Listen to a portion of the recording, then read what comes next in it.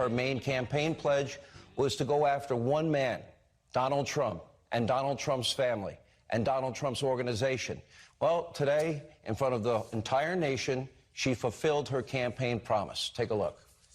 I will never be afraid to challenge this illegitimate president when our fundamental rights are at stake. I believe that the president of these United States can be indicted for criminal offenses. Will you sue him for us? Oh, we're going to definitely sue him. We're going to be a real pain in the He's going to know my name personally. That man in the White House who can't go a day without threatening our fundamental rights. Yes, we need to focus on Donald Trump and his abuses. We need to follow his money. We need to find out where he's laundered money. We need to find out whether or not he's engaged in conspiracy.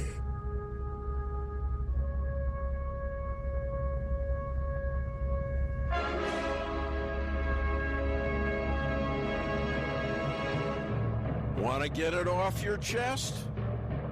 You're in the right place. They accuse this show of being run by boobs.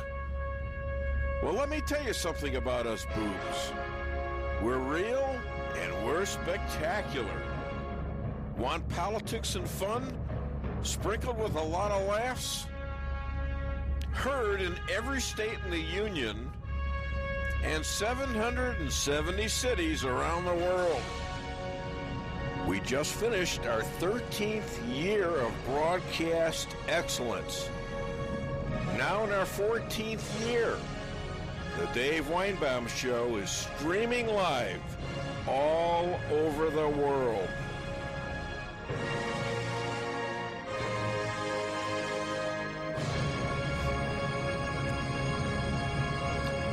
Fixing a problem that doesn't exist creates dozens more problems. Biden wiped out most of the good things Trump achieved, and he did it out of spite. It wasn't necessary.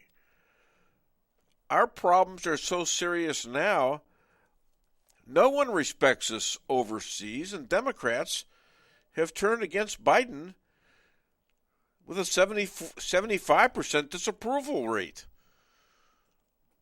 You can compare it to any losing organization in business and sports that follows a successful pattern that's suddenly overturned by a change in management to people jealous of the success of their predecessors. Once installed, terrible policies are followed at all costs so as not to remind people of the previous successes. Here's a few examples. Trump's brightest bulb was to maximize American energy. Biden not only destroyed it, but he won't admit the failure that is obvious, preferring to save face by going to Saudi Arabia and Venezuela, hat in hand, begging for their dirtier and more expensive fuel. After the Biden-Afghanistan disaster, the Ukraine must have resembled an easy pickup for Putin. Biden even invited him to take a small piece of the Ukraine, but Putin refused that for the whole enchilada. So Biden's solutions is to give the Ukraine $25 billion of our tax money, something he won't do for our own border, and threaten nuclear war on Russia. And when things like this go to disaster levels, instead of revising and restating his methods, Joe blames the 100 million Trump supporters as semi-fascist ultra-MAGAs. Irredeemable, who must be gotten rid of. From this dog whistle, a 41-year-old Biden supporter murdered an 18-year-old conservative, running him over in his truck. And this 41-year-old Biden supporter admits to it. And he's now out on bail. Now out on bail, $50,000 bail. The guy's walking the streets, bitching about his problems now, connecting back with his family. I'll tell you, we cannot count on Republicans or law enforcement, as much as I love them. We have to exercise our Second Amendment rights. And we have to be aware at all times of what's going on in our peripheral visions. Or am I wrong? Hi there, welcome to the Dave Weinbaum Show. My name is Dave Weinbaum. Well, I'm down to one producer here today, and that's J.P. Maxwell. Hi, J.P. What's going on? Good morning. Yeah, it's a little bit little different looking here without Lisa. No, I don't start rumors. My wife is not here today. She went up to see Joyce Myers. If you haven't heard of her, she's very good. Yep. She's a pastor like your mom. Yep. And so she had this plan for a while. I think she's gone with my daughter-in-law, Brenna. Mm-hmm. Yes, I married a Christian, right? Or you could say a Christian married me, a Jew. Right. All right. I told her, when they ask her, well, this is for a woman's thing only. I thought it was for men and women, right? Women's conference. Right. So I was going to ask her, if they said, well, where's your husband? Right. Just tell them, the Jewish guy is back at home doing a show and all that other stuff. So this should be interesting. We had business to tend to this morning. And, yeah, we got a lot of business, and we got Rick Henderson over there in Salem. He has done a great job with the clips and the bits. Thank you, Rick. Appreciate that. He's a co-producer to the show. We've got some great guests, and I'm going to get to them very shortly. And those are very interesting. We're going to have a really good show here. One of them just popped up on the screen. Almost scared me. And that's J.J. Bradshaw. He's going to be talking to us pretty quickly. And then we've got Rabbi Moshe Rothchild calling all the way from Efrat, Israel.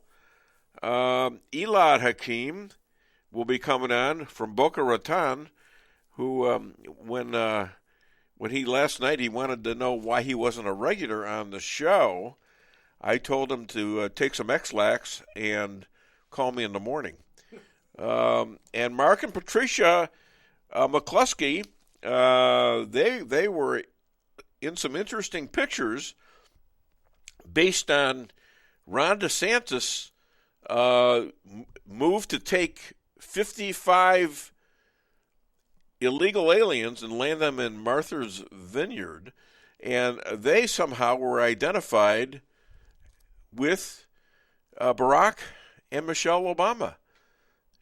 Did you see that picture? I think I know the one you're talking about. Yeah. Yeah, and they even commented on it because we put it on Dave Weinbaum's show site, I believe. And so they're pictured as Barack and Michelle Obama. And they're very surprised. It's very interesting. I'm sure they're very honored by that. And finally, last but not least, we got Jeff Zink coming on, and he should be great. We have a young man looking at us, but before I talk to this gentleman, my dog Ralphie died a couple days ago, and I want to thank Rusty McCash and Tanner Dinsdale, who got him, who put him away, put him in.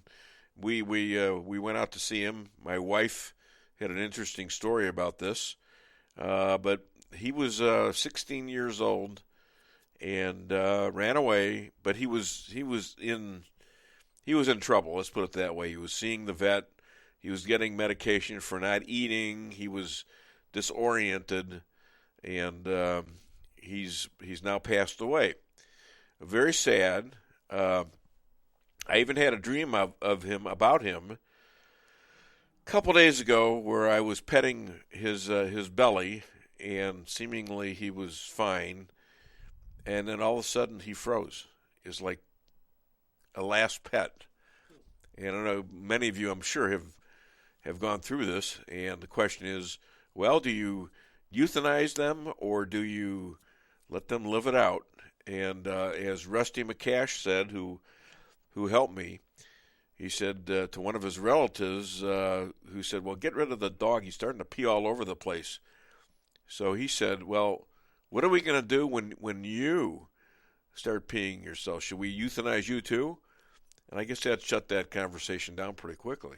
And I don't know. I really don't know. I asked the rabbi about it, but I didn't really quite understand his answer. I had a Pomeranian for years. Yeah. Ironically, he died the morning my dad died last year.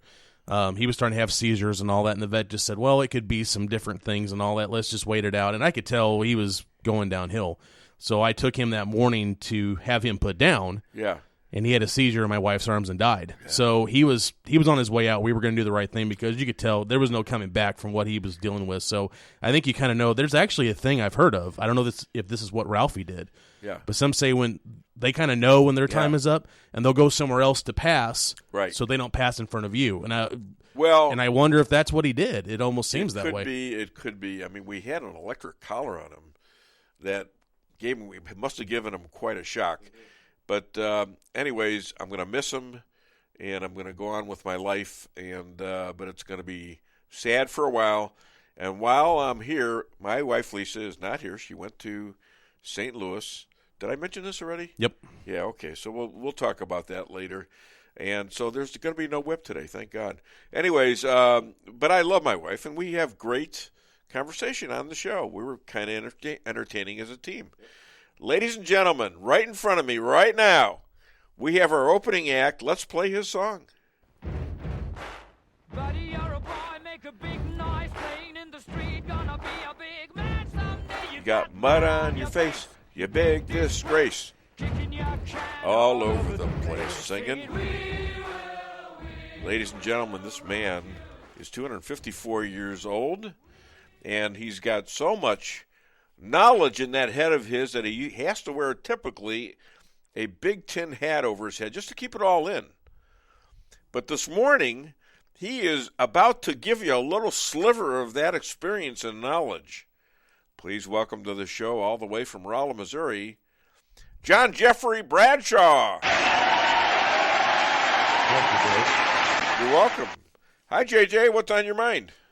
Well, my condolences about Ralphie. It's so hard to get them up. Yep, you're right. Your monologue towards the tail end of it. Yeah. You mentioned Second Amendment rights, which is near and dear to my heart. Can you believe Congressman Chris Jacobs, Democrat of New York, has entered a bill in the House of Representatives called the Federal Assault Weapons Licensing Act. These folks never give up, do they? Yeah. It would require federally chosen safety course, FBI background check, fingerprints, proof of identity, would be a 5-year license in order to purchase any kind of modern firearm. And how do they plan on getting this information?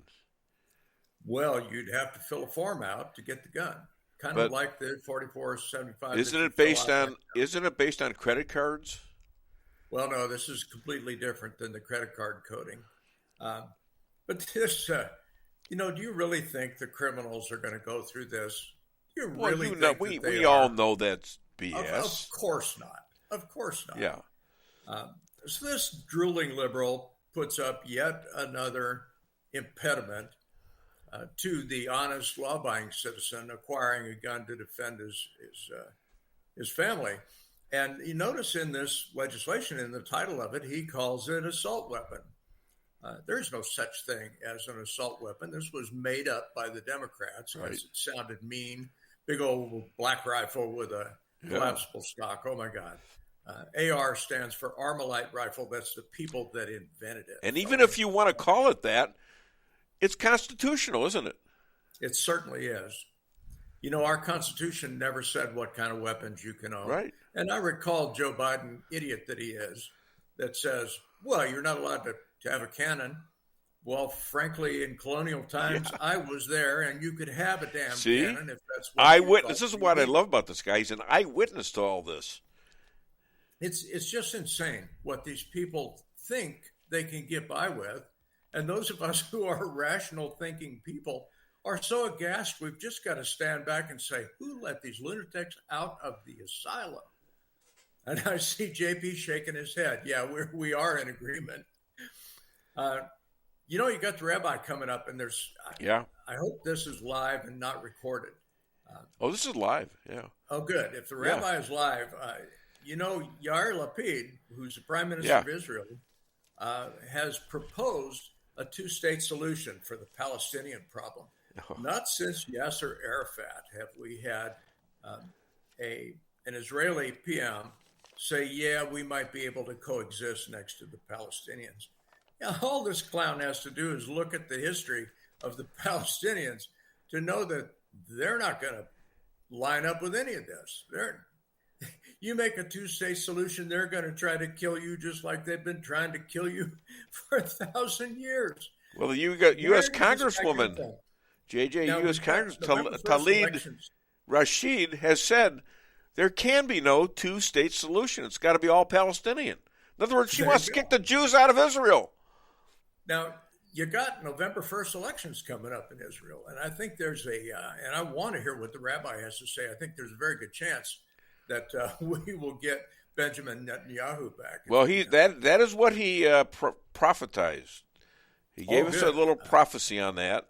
It was a Ben and Jerry two scoops right there.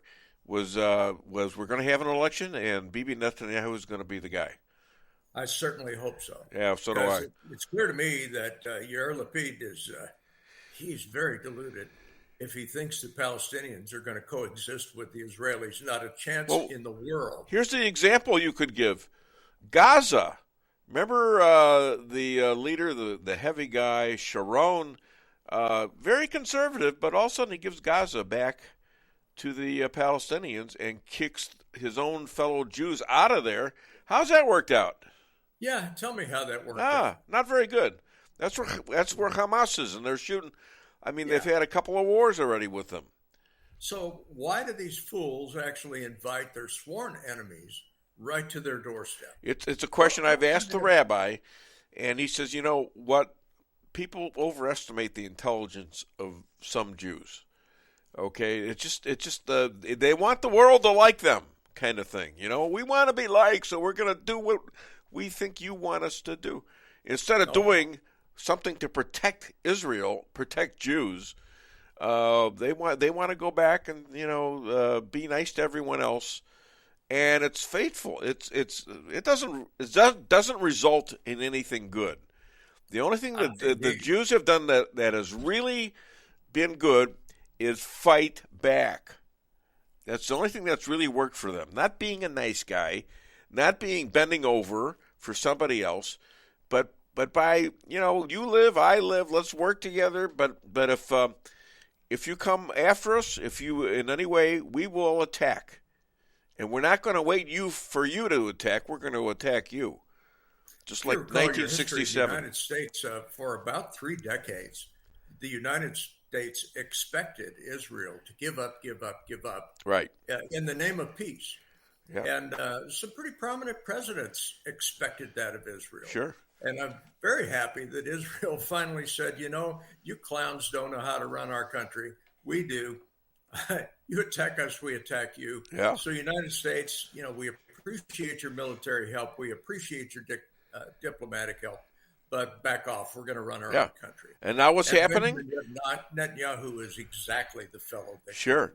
And now with Donald Trump in there with the Abraham Accords, a lot of these countries that were rote enemies of the Jews, Morocco, Saudi Arabia, I believe Turkey. Kuwait, Turkey even is coming on board. Mm-hmm. And they are now in these Abraham Accords, and they're actually getting along, and they're actually know that the real party that's evil in that area is the Biden-backed Iranians. How about that? Why would our country back the Iranians? Why? These are the people that scream death to America in the streets. Death to the small devil and death to the large devil, Israel and USA. And they're 3 steps away from having a nuclear weapon. And they said that we're going to wipe out Israel off the face of the earth. What, you don't believe them or something? Or do you think God's going to allow that to happen? Well, it's not a matter of God allowing it to happen. God, you could say, well, God allowed the Holocaust. God didn't allow the Holocaust. We did not defend ourselves like we should have. And I think God wanted us back in Israel a long time before that, and we weren't seeing the signs. And that could be the way this is right now here in the United States with this ridiculous, irredeemable is the big word for me, irredeemable. If you're deplorable, okay, you can be helped. But irredeemable means you're not worth it. You need to go and you need to die. That's what it means to me. Well, that's what they're calling us here. The one that came up with the deplorables. Who? And, yeah, right. Frankly, if Hillary Clinton doesn't like me, I think that's a badge. That's a badge of honor. Well, yeah. To be disliked by but if you're irredeemable, that classifies you as being ready to go, as far as I'm concerned. Would you agree? If they want to cause us to be non-entities, yes. Okay. If you think you can get it done, yeah, go ahead. Well, there you go. Make my day, huh? Pretty much, yeah. A lot of us conservatives, we're just about at the end of our rope. How many times do you have to call me a bastard before I hit you? How many? I don't know. I haven't tried yet. Please don't try. At some point, you've had enough. Well, yeah.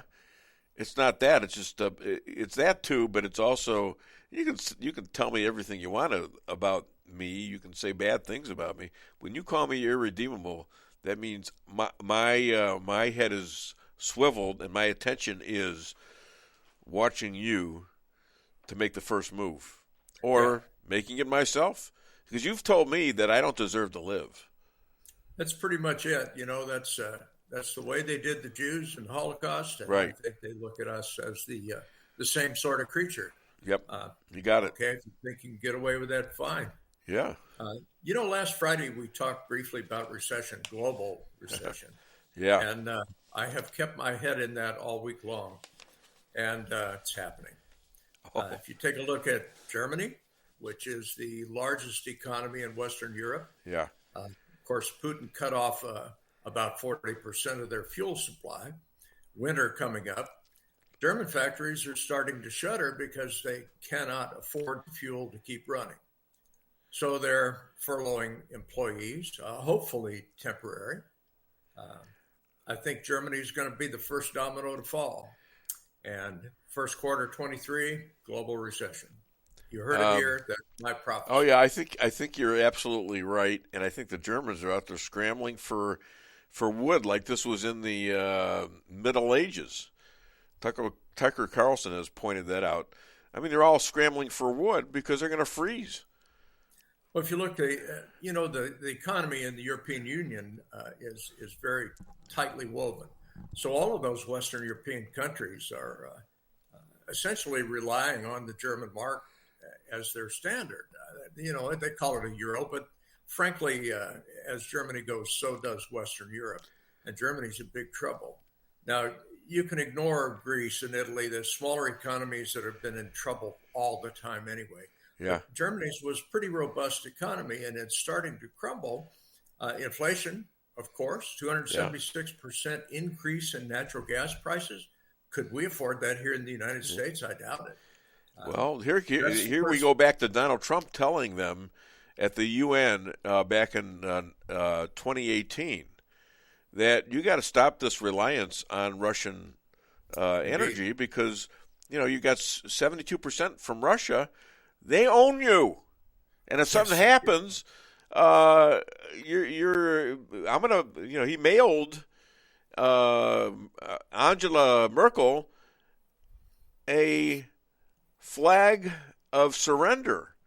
And she wanted to know, what's this for? I says, well, it's for when Russia takes over you because you can't get any fuel for your people. They're all going to freeze. Pretty much true. You're going to cave. It's going to happen. You know, going to happen. We just passed the equinox, so we're there you go. We're headed into winter now. You know, as Germany goes, so does the EU. When their economy falls and inflation gets hyper and they go into a serious recession, we're going to be right behind them. Our economies are that connected. Now, Vladimir Putin, you know, he's the guy that caused this. I guess you could say he's the Antichrist. No. He's not the guy that caused this. Joe Biden is the guy that made this possible via what he did in Afghanistan, and everything else he did about, you know, knocking down our oil and energy, everything else he's done. As I said in the opening, if you fix something that isn't broken, you make a dozen more problems. And that's what he's done. So now all these countries now are all looking at the United States and saying, you know what, I wouldn't have tried this under Trump, but I'm going to go for the Ukraine right now. And Biden even invited them in. He said, well, just as long as you're making a small invasion. Joe well, Biden, he decided, what the hell? You've got a Vladimir Putin who's he's a dictator, no question Well, of about course. it, who has publicly said that he would consider using tactical nukes in Ukraine. Now, this is a game changer. Under Donald Trump, he would never have said that. He would never have considered that because the response would be swift and sure and not good for him. Right. Now that he has a weak executive branch and a weak foreign policy coming from our country, the fact that he would even mention the use of tactical nukes in Ukraine should be very disconcerting. We're talking the prelude to World War III. Right. And if you think global recession is bad, wait till you see global depression as a result of a world war. And I'm not sure he was just limiting the attack of nuclear weapons on the Ukraine. I thought he said the West. That includes us. That includes Britain. That includes everyone to the West. You know, that is the beginning of World War III. Well, of course it is. I mean, we are very close to even just an incident of having this happen, because what did Biden do? He threatened nuclear war against Russia from us. Okay? So there it is. It's on the table right now. It's incredible how deep we've come in such a short period of time. The man's an idiot. Yeah. Well, he's an idiot, but he's evil, Biden. He's evil. Why would you knock out all these great things that Trump did? Because he's jealous and he's evil, and those are the Democrats generally. Not all of them, but a lot of them are. They were very jealous about the man they hated doing all those good things. I'm not sure Joe Biden is aware enough to do any of these things. I beve he's being pushed hither and yon. Well, I think he is too, but I think he was evil when he had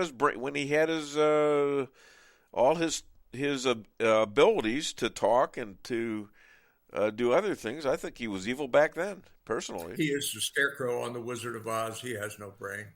Well, maybe not. Maybe not now, but whoever's pulling his strings is certainly doing a pretty good job in killing our economy and certainly dividing Sounds us. like Obama to me, you know. I mean, this is the third Obama. Look what happened under Obama. When was the last time Biden invaded a country? Crimea in not Biden, but Putin. He invaded Crimea in 1914. Who was president? Obama. Who was vice president? Biden. Yes.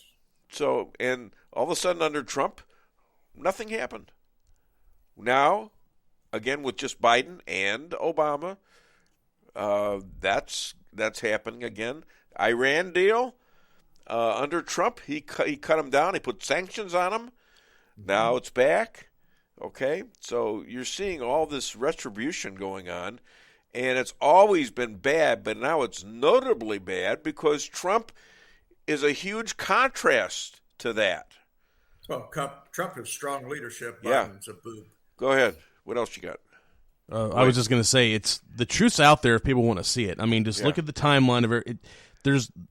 It's obvious what's going on. It's just, do you really want to see the truth or do you not want to see the truth? Exactly. Flat out. What else you got for me, big guy? I got one last parting shot right. for you. Go ahead. Our boob of a president the other day said the pandemic is over. Oh, yeah. Congratulations, by the way. CDC and the World Health Organization both disagree. Does this guy come up with these ideas out of whole cloth, or is somebody whispering in his ear? Do any of us really believe that the COVID threat is over? Do any of us believe that? No, of course not. Right. And the fact that the president of the United States would attempt to shove this fallacy across on us says that he's a lot stupider than we think he is. And that's pretty damn low bar there, because I think he's an idiot. What a shame that we are stuck with the village idiot for a president. At least he's not out there yelling at clouds, but my God. And before you leave, we're going to play the Brit for you, just because you said village idiot. Please do. So here he is. I love Remember, America. I got to It's go. an amazing place. And do you know what I've come to realize, right? Americans, you basically do everything that we do, but you do it bigger and you do it better. Like, we have stupid people here. But your stupid people are world class. And that is not me saying, oh, all Americans are stupid. No, America also has the smartest people on the planet. What I'm saying is that when America does stupid, you do stupid. Like, our village idiot is in a park shouting at clouds. Yours is president. Sad. It's funny, but it's really sad. It's so sad to see this happen. I play it often, but I love that clip. It says so much about our executive branch. Well, I wasn't going to play it today, and you sort of tipped me on that, and I appreciate that. Listen, thank you so much, J.J. Bradshaw, for being the opening act to the Dave Weinbaum Show. Hi to Jeannie. Hi, Jeannie. All right. Do we have any messages on the board? We do. We do? All right. Let me read them here. All right. Patricia Owen, the official Patricia Odin Maxwell, the official pastor to the Dave Weinbaum Show. Sounding great, looking great. I know it's going to be a great show again, even without Lisa. Maybe. We'll see. Well, that's a big obstacle to get over, is Lisa not being here, because she kind of holds it together. See there. I thought at least Man, the fancy that whip. wouldn't happen. Holy cow! Did she leave behind her whip? Apparently. Where that came out of nowhere. Kathy Sanford Dillon. Good morning, happy Friday, everyone. And she is the one that invented that. She or Mike? Is it Mike Dillon? I'm not sure. All right, and Tim Owens is Washington. Thank you, Tim. Appreciate that. Okay, Pamela Tanner, good morning from Richland, Missouri. Thank you, Heidi Lee. Not Lee, it's Patrick. We are so sad for your loss of Ralphie and extend our deepest sympathy. Thank you so much. I appreciate that. It's still a little, sensitive, but, we know that probably we're going to outlive our animals, at least if they're dogs and things like that. Now, I got a parrot who's probably going to outlive me. And by the way, the parrot is still in the house, and he's calling for Ralphie. Ralphie! I mean, seriously, he's not here anymore. I don't know what to tell the parrot. And we have Gracie. Gracie's a beautiful dog. She's an outdoor dog, and she's gorgeous, and she used to play with Ralphie a lot. Of course, she can't speak, and I don't speak dog, but it's interesting to talk to my parrot sometime, just to get in there. And the parrot even appeared on the show one time. The parrot appeared on the show. So we did the show from the house, and I was during an interview with Cheryl Chumley, and Aaron was running the show. My son Aaron, and the parrot was, yelling and screaming and all that and saying words. And Aaron was, we got to shut that parrot down. I said, wait a minute. What's wrong with the parrot being on there? I kind of liked it. I said, Cheryl, does this bother you? She says, no, I think it's great. So we let the parrot talk. Well, you're going to shut him down? I mean, usually, he does have some swear words. I don't know where he got them from. Must have been Lisa. Couldn't have been me, could it? But we get into these phony arguments, me and the parrot, and he yells at me, "Shut up!" and this and that, and shut up and go. I mean, just really awful stuff. And I yell back, "Well, you shut up!" And we go on it for a minute, and then next 30 seconds, he's whistling at me. So it's really funny to have these some animal that you can actually communicate to. I spend time in the woods talking to deer sometimes, just talking to them, whistling and stuff like that.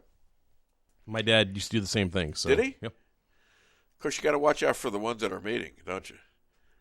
You definitely don't want to interrupt that. Yeah, you don't want to interrupt that because they will kick you in the head. All right, let's do a commercial because we got the rabbi coming on in 4 minutes. And we'll be right back with Rabbi Moshe Rothchild. Honey, what are you doing? What does it look like I'm doing? It looks like you're filling up a swimming pool. Yep, I'm filling up a swimming pool. In our living room? How else am I going to watch the game and stay cool? If your AC is on the fritz, call Hartley's Climate Control. Hartley's is the area's best in HVAC repairs, installs, and maintenance. Knowledgeable, honest, and dependable. Serving Rolla and the surrounding areas for commercial or residential needs. Hartley's Climate Control. Community born, community raised, community serving. Call Hartley's Climate Control today at 573-368-3163. Kent's Jewelry does custom engravings for almost anything. Awards, signs, guns, swords, mugs, yetis, and knives. Kent is the premier custom jeweler in mid-Missouri. We have a great staff, the technology, and equipment to create what you dream for, jewelry and engraving. Kent's Jewelry, 907 North Pine, downtown Rolla, 573-364-1030. That's 573-364-1030. Locally owned.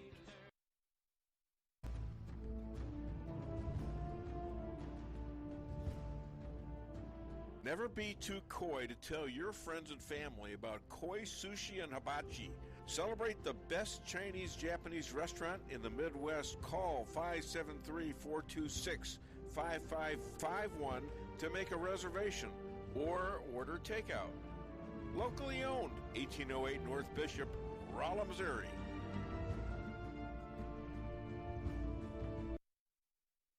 We can sum up McDonald's new crispy chicken sandwich in one word.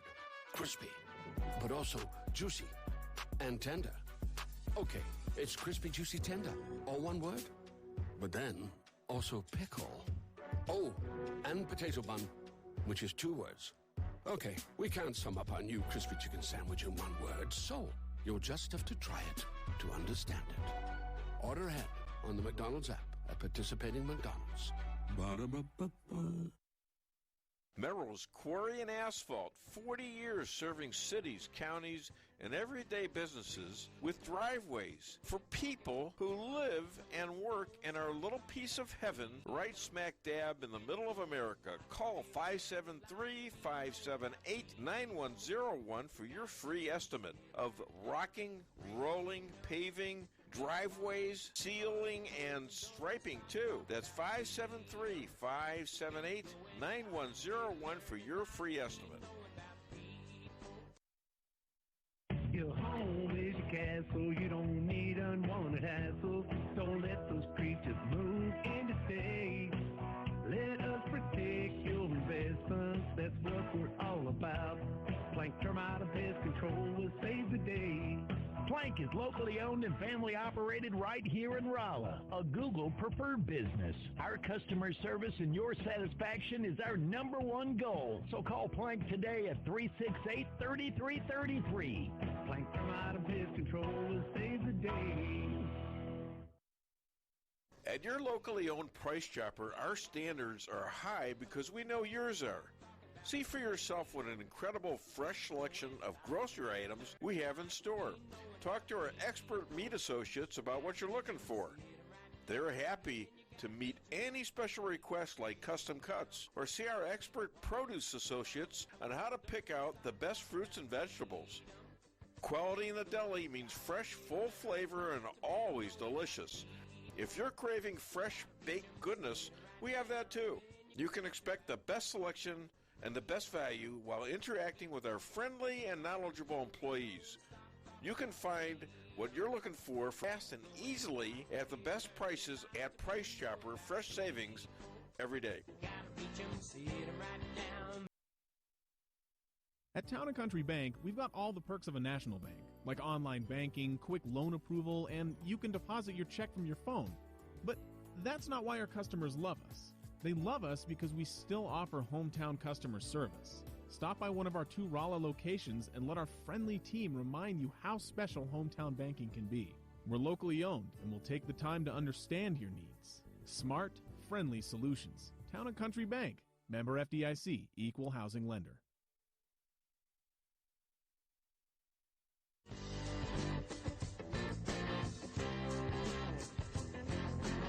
A-Car Real Estate, where experience matters. 532 million sold since 2003, the #1 sales volume in Phelps County. As a client for decades, I can say they are the best in mid-Missouri. Call 573-368-7355. That's 573-368-7355 for the best real estate experience you'll ever have.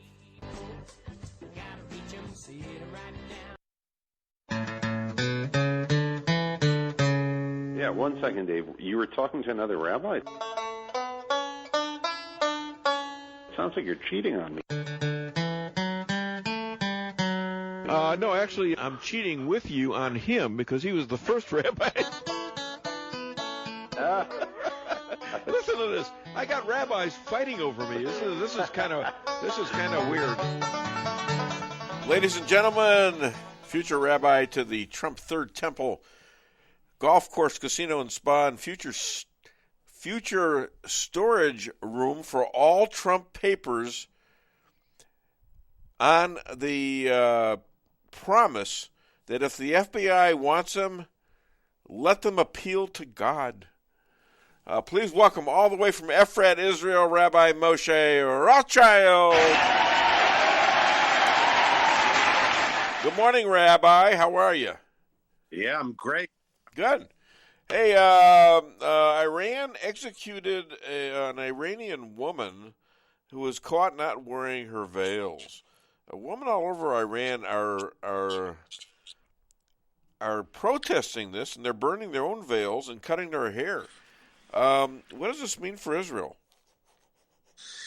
Well, I mean, we're not surprised. I mean, since the Ayatollahs have taken over and tried. Since Ayatollahs have taken over and tried to, implement this, be a law, and they just have crushed the Iranian people, who are quite nice people. Yeah. So they really are. I mean, I've met a few in Raleigh here that live here, and they're not the same. I mean, they were under the Shah. What was his name? I forget his name. The king, but he was. They were not. The Shah. They were friendly with, very friendly with Israel, and I think Trump was in the process of getting him back. What happened to the picture? I think he lost connection. Oh, Rabbi, you there? Well, that was the quickest 10 minutes I ever had.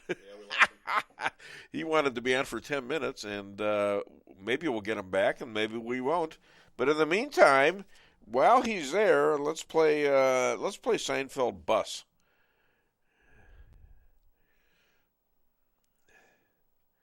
Jumped on the bus. I told the driver, I got a tow here, buddy. Step on it. Holy cow! Yeah. Then, all of a sudden, this guy pulls out a gun. Well, I knew any delay's gonna cost her pinky toe, so I got out of the seat and I started walking towards him. He says, where do you think you're going, Cracker Jack? I says, well, I got a little prize for you, buddy.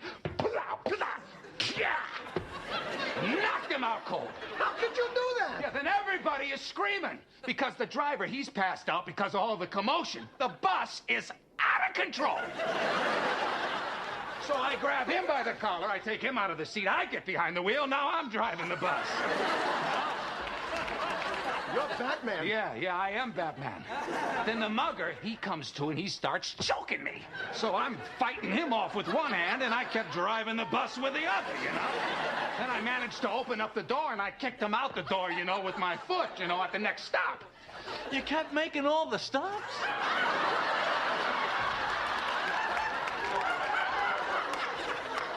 Well, people kept ringing the bell. Hey. One of the funniest Seinfeld clips ever. What happened to you? My internet dropped out. Sorry about that. All right, that's all right. I thought it was something I said, but you know, maybe it's the Iranian government trying to. That could be. You know, you say bad things about them, that you can count on something bad happening to you. Putin calls up 300,000 reserves and threatens nukes, and you know, he's the one responsible, but Joe okayed it. He okayed a small invasion. How many Jews are there in Ukraine?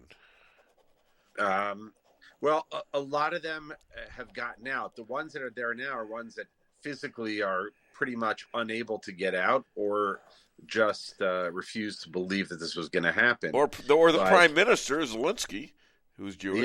Yeah, that's true too.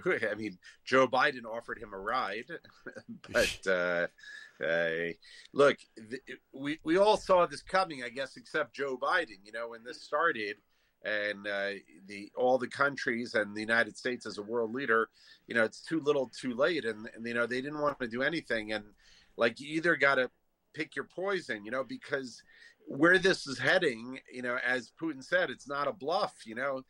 This could end up a nuclear war, one that could have been prevented had, you know, the world leader, the United States, you know, engaged at the beginning and helped the Ukraine. You know, Putin's getting desperate because it looks like the Ukraine may even win this war. Yeah. And he's running out of soldiers. You know, he's taking soldiers from the periphery, and now he wants to get, you know, people from the cities and, you know, the mainline population. And the Russians. What are the Russians doing? They're trying to escape. They don't want to fight this war. They don't want to fight this. Yeah, he's got a crisis going on. However, he's a crazy guy. Okay, and you got Biden threatening him, and he's not just threatening Ukraine. He's threatening the West.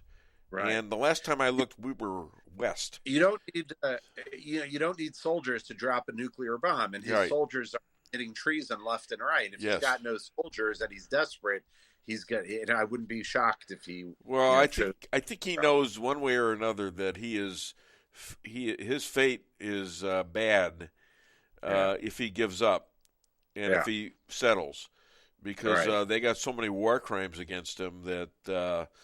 He's probably not going to live very long, either inside or outside, either in the courts or by his own people taking him out. Yeah. Yep. So, anyways, go ahead. Will do desperate things. Yes, sir. The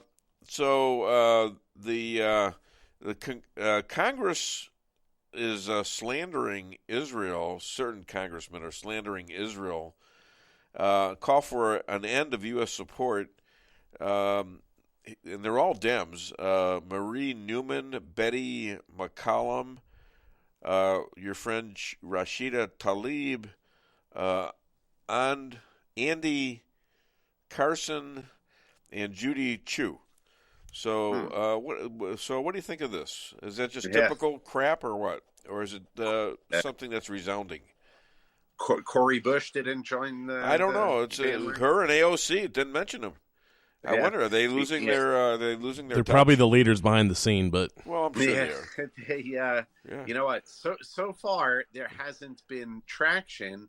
You know, there is a home for these haters and anti-Semites in the Democratic Party, but they haven't really gotten a lot of traction. I mean, Rashida Tlaib this week said that you can't be progressive and support Israel. Right. And many of the Democrats went crazy over that. You know, Debbie Wasserman Schultz and Jerry Nadler, you know, all the typical characters. Yeah. And you know, so the Democratic Party is going to, here's my Ben and Jerry's of the day. I think. Wait a minute, hold on. I know you're in a hurry, but hold on. Okay. Hold on here, Ben and Jerry's. And now it's time for Ben and Jerry's Scoop of the Day from Rabbi Moshe Rothchild. Yeah. Hit it. I think that the Democratic Party is going to one day implode over this issue. Not the economy, not abortion, not fights with the Republicans, but it's going to implode over the issue of Israel. And at some point, you're going to see, I don't know if I'd call it a mass exodus, but an exodus of some congressmen, maybe senators, who will be forced to either choose to leave the Democratic Party or to remain in a party that is mainstream, will be anti-Israel. Right now, it's a fringe, but it's going to be, I think, mainstreamed in the not distant future. That's my prophecy. Wow. Well, thank you so much, and I know you're in a hurry. So happy Rosh Hashanah. It's a new year, Jewish New Year. You too. It right, is today, all right? The listeners. So it's the Jewish New Year starting Sunday night. And we wish anyone who's celebrating, we say that you should be written and sealed in the Book of Life and the Book of Health. And so I wish you all a wonderful holiday for those who are celebrating it, and a Happy New Year, as they say. Well, Happy New Year to you too, and thank you. Have a great Passover. I mean, a great Shabbat, and Thank Shabbat you. Shalom to you and Yonit and the All kids. right. You got it. All right, take care, friend. Bye-bye. Shabbat Shalom. Bye, everyone. Bye. All right. Well, that was pretty good, wasn't it? Yep. Yeah. He's a lot of fun. And now we got all these clips we got to play. My goodness.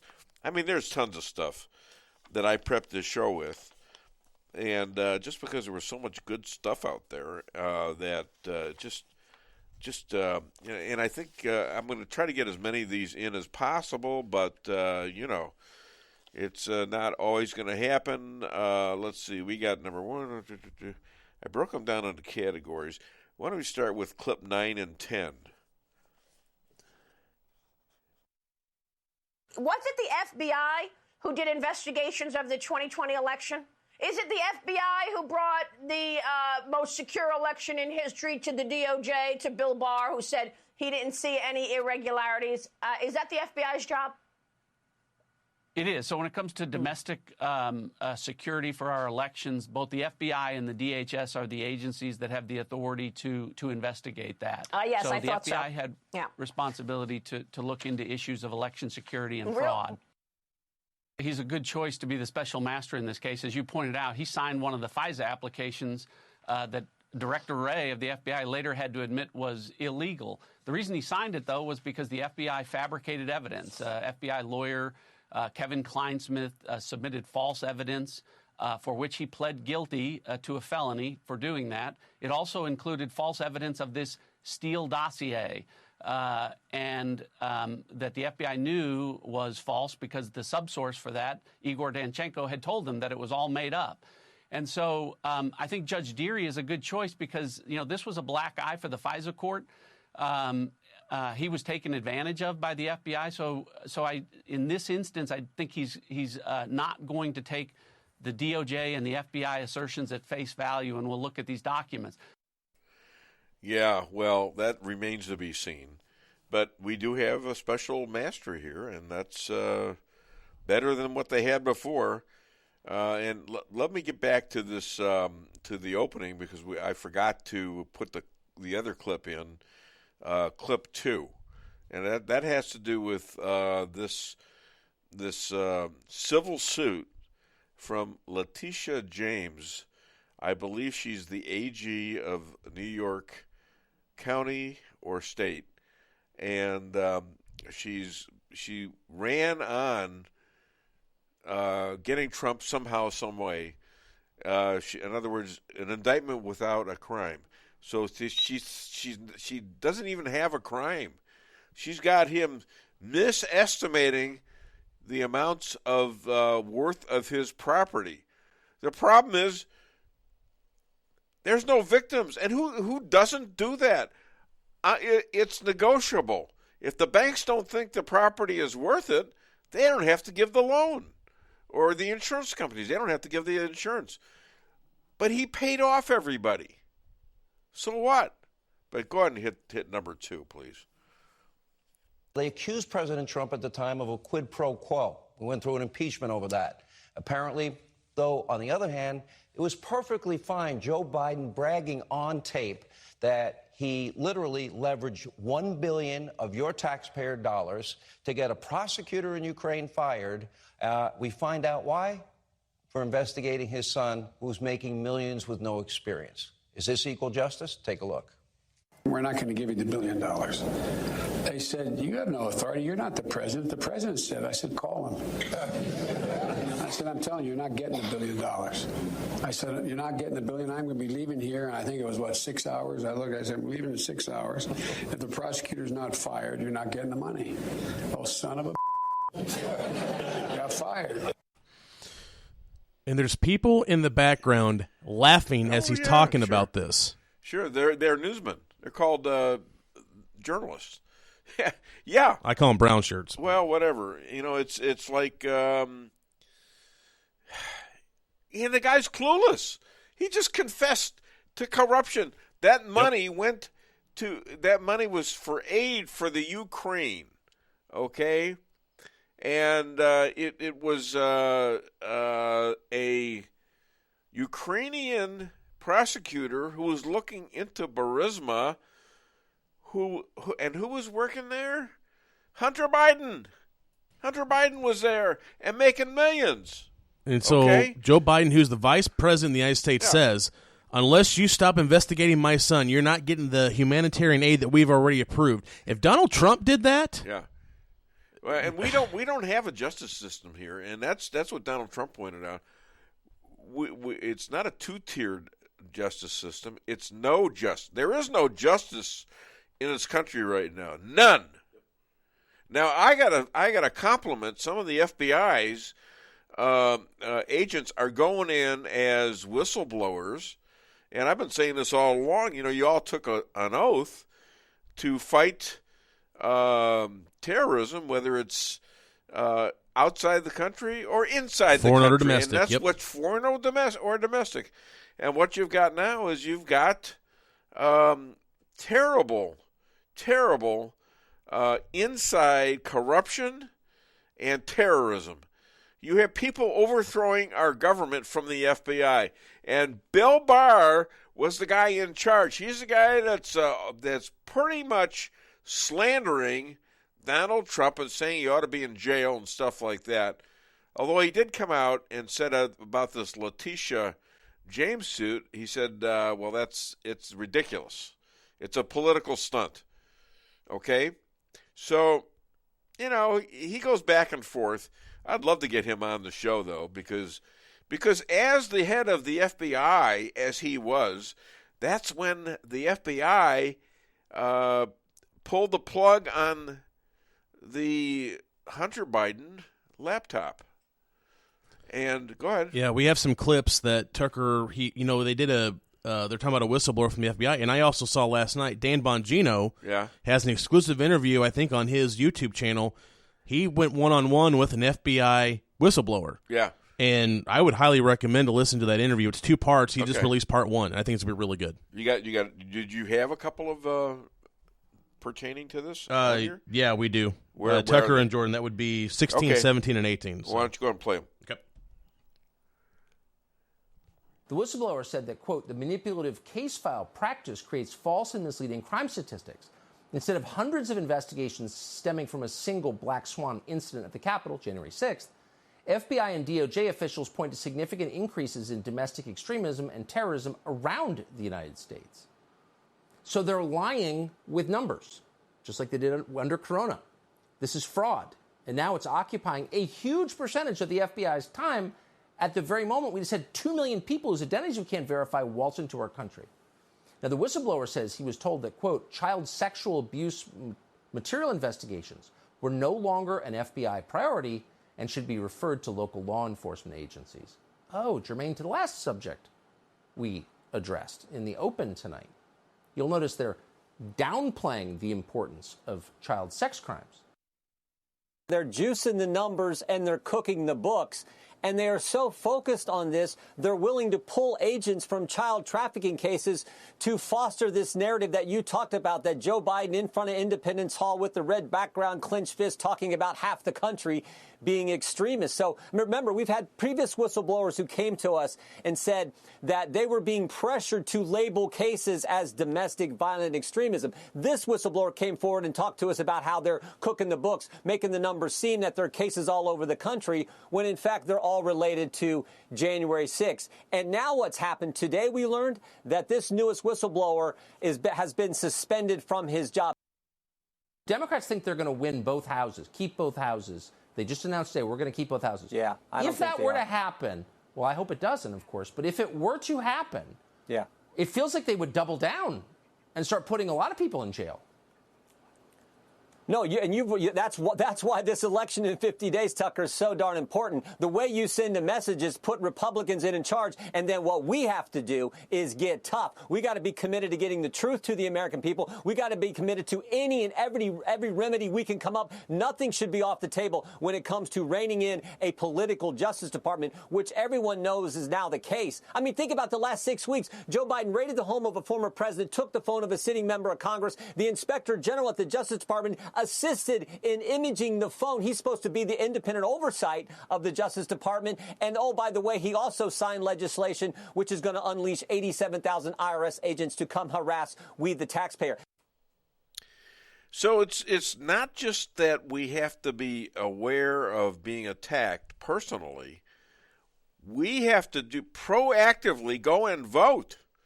We have to talk about this. You know, we got very, very few things left. We are being harassed and either mini banned or totally banned on Twitter and Facebook. So for us to get the word out, we've got to talk a lot. We definitely have to talk a lot. And so, you know, don't back away from conversation either. You have to put it out there. And if you're thinking, well, Trump maybe not, well, you know, I like DeSantis. He's a good guy, and I think someday maybe he should be president. But Trump right now has the country, and he has. You look at his rallies. What ex-president? What president had bigger rallies than Donald J. Trump? I know. Who? Zero. Yeah, zero. Right. And that shows a lot of support, and people are wearing their MAGA hats despite the threat. Okay? And I think they're willing to say, you know what, this is my right to wear this hat. It's not a Nazi hat. Well, what's Nazi about Make America Great Again? Somebody please explain that to me. I'm a Jewish guy. Maybe I'm a little simple Jewish guy. But, you know, what is wrong with Make America Great Again? I'm pretty sure Democrats have used similar slogans, haven't they? Well, I don't see many Build Back Better hats or Joe Biden hats around, do you? Hell no. So yeah, that tells me a lot. Better. Where are those hats? Where are any Biden hats? Are there any that exist? Is anybody wearing a Biden hat? I mean, most of them are too embarrassed to do that. I can honestly say I have never seen even one. Yeah, it's incredible. I've never even seen a Biden T-shirt. Well, me neither. You know, but Trump stuff is still out there, and I think it's important for this country that Trump gets back in because of all the anguish that the Democrats are showing. You know, this is 7 years of this stuff, and they still haven't. They haven't convicted him of anything. He's been accused of stuff, but accusing somebody of your real estate estimates were wrong. Well, that's an accounting problem. That's not that. I mean, come on. The White House, the raid on Mar-a-Lago, where no president has ever had that done. Hell, Hillary had plenty of mail that she destroyed. She had whole computers that she destroyed, and a lot of these classified things got to proven, gotten to foreign countries. And remember when the head of the FBI, Jim Comey, came out and said, well, no prosecutor would take this case, you know? And now they got nothing on Trump, but they're doing everything in their power to keep him away. Why?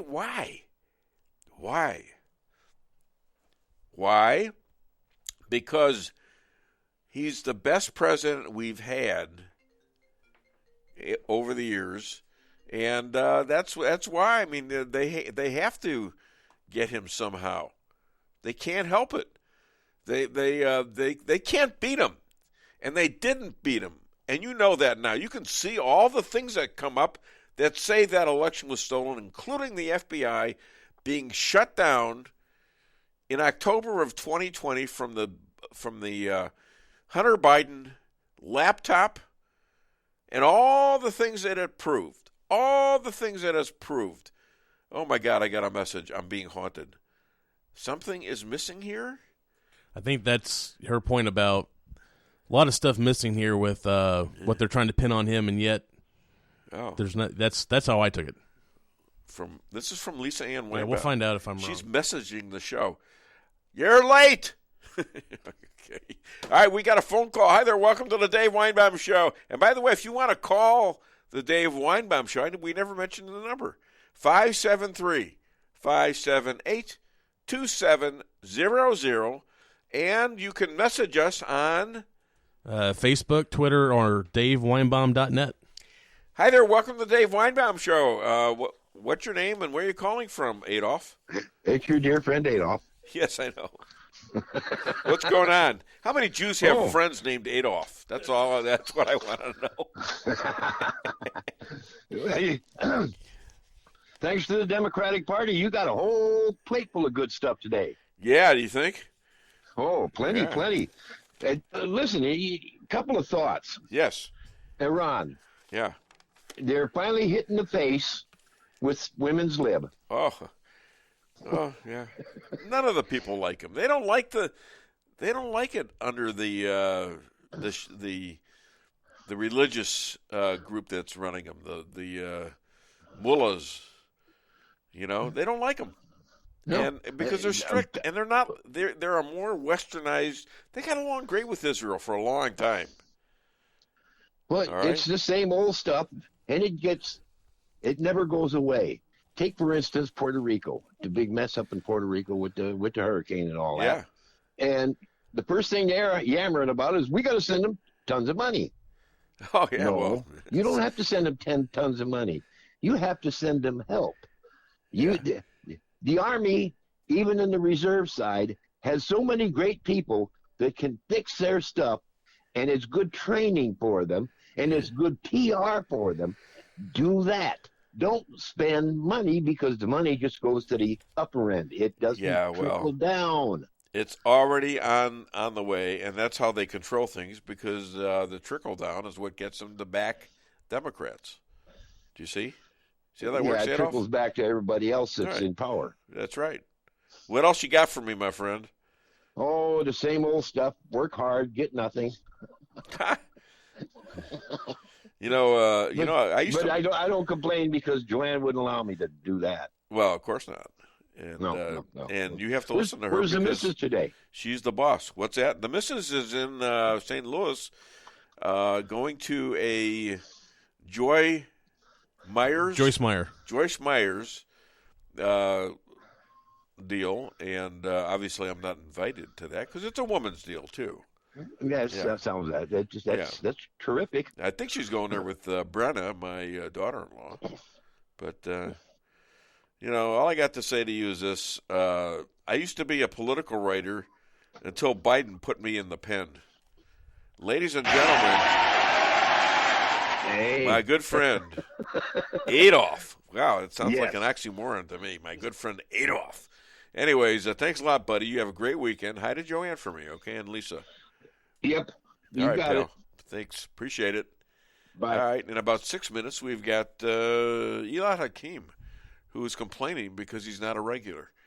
Well, he gave me the gal we had on last week, who was terrific, Monica. Monica on the Monica air. Matthews, yep. I got to have another chance because I screwed up her bio somehow. I don't know how I did that. You know, I mean, it happens. What are you going to do? It's live radio. You know, if you're looking at all the stuff on Fox and all these other places, half the time it's screwed up anyways because they're all on these remote TVs like we have streaming. And we had the problem with the rabbi. It dropped off. The internet drops off sometimes. And I think it's smoother on this show than it is on just about any show, and it's all live. A lot of their shows are taped, so you can take out the little mistakes and kerfluffles. Last week was proof. We are live, 100% live. Yeah, why is It's that? not pre-recorded. Why is that proof? Well, because if it was edited, if it was recorded, then I would have removed the messed up intro for Monica, but oh yeah, it happened I live. could have done that. Yeah. I could have that way I could have gotten away with it. Right. But it's it's not necessary. I'm allowed to screw it up once in a while. Come on, man. I'm a human. Come on, man. Who's that sound like? That's wrong. That's just wrong. Okay, let's see. Where should we go now? Let's go to let's do basketball.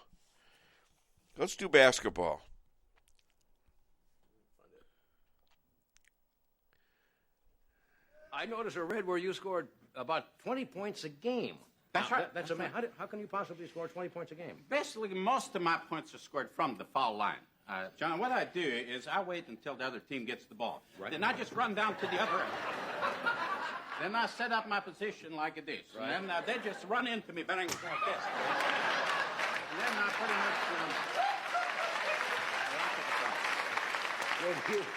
Well, that's intriguing. Right. But do you ever actually get to handle the ball during the game? I do. Once in a while, they'll get it to me. I'm pretty doggone good, the ball handler. I'm short, but once they get it to me, I got it on it's hard to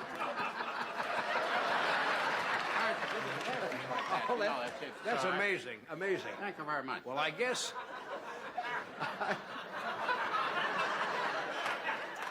I would imagine. I guess at your height, you actually see a different game than the other players. Johnny, at my height, I not only see a different game, I smell a different game.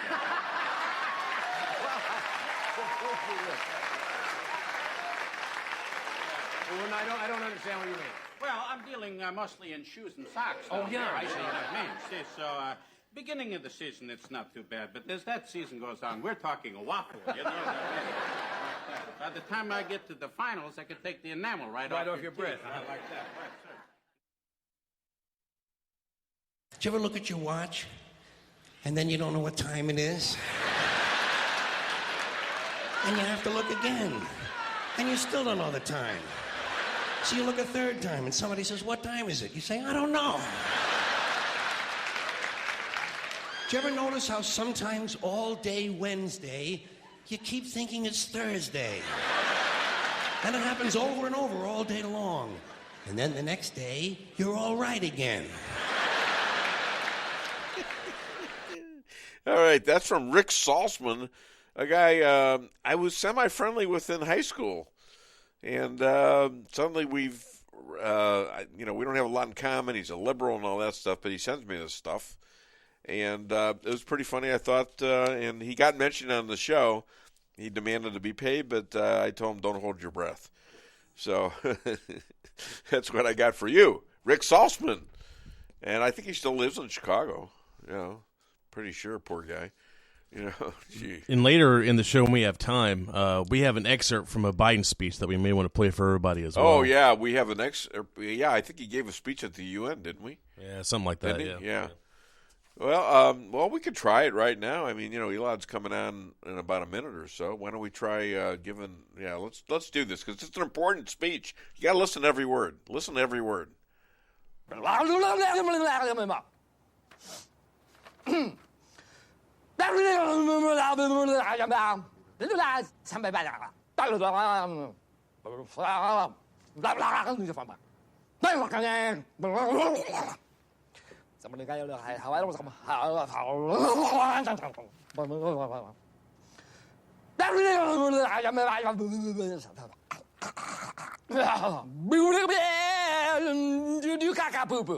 And here is Donald Trump's response. What you just said is one of the most insanely idiotic things I have ever heard. At no point in your rambling, incoherent response were you even close to anything that could be considered a rational thought. Everyone in this room is now dumber for having listened to it. I award you no points, and may God have mercy on your soul. Now, we could repeat Biden's devil speech. I just want you to know it was a big failure. 59% people didn't like it, and 41% did. So he's not talking about that lately, is he? Although we do have a response from that. Anyways, we have a very handsome man just popped up on the board. Oh, that was me. And then we have Elad there. So let's play his song.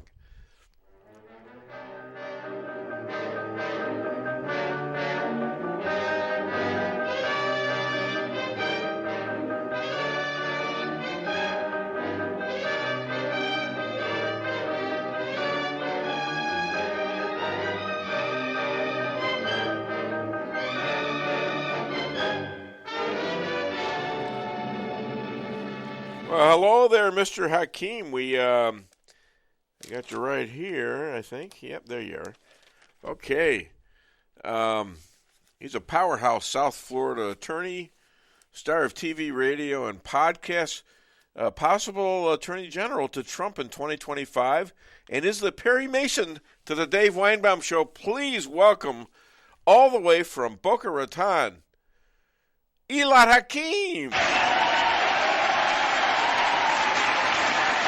So what's this about you not being a regular? Oh, did you like that? Did you like my response? I did.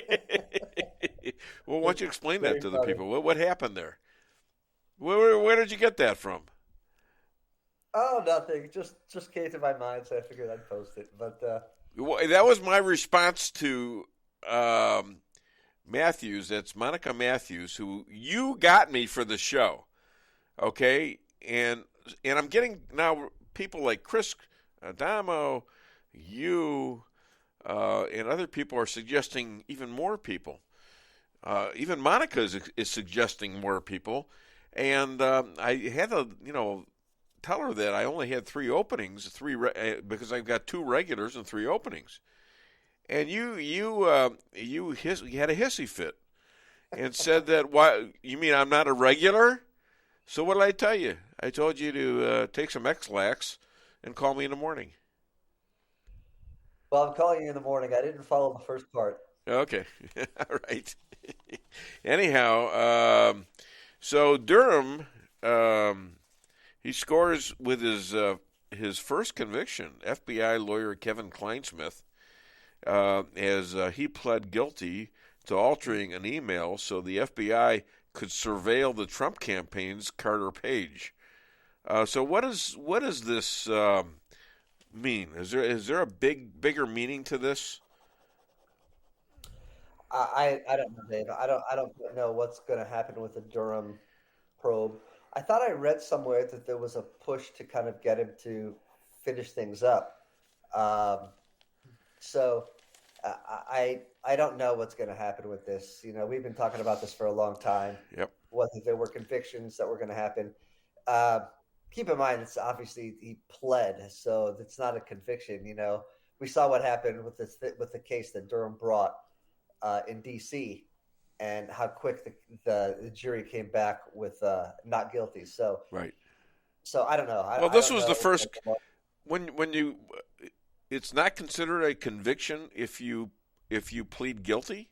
No. I'm saying it wasn't a conviction by a jury. Yeah, okay. It was a plea. Right. So it's the same thing. Well, if he thought he could get away with the jury, he never would have pled guilty, would he? No, although it depends on I'm not a criminal practitioner, but it does depend on what the terms of the plea are, and what versus what potential sentencing or conviction would be by way of a jury. Sometimes you get a better deal by way of pleading. So I don't know what happened to this case, but that may be one reason why. Now, Trump is demanding a report from Durham before the midterms. That's not going to happen, is it? Yeah, I don't think so. I mean, we've been waiting forever for a report. And now you've got those Letitia James.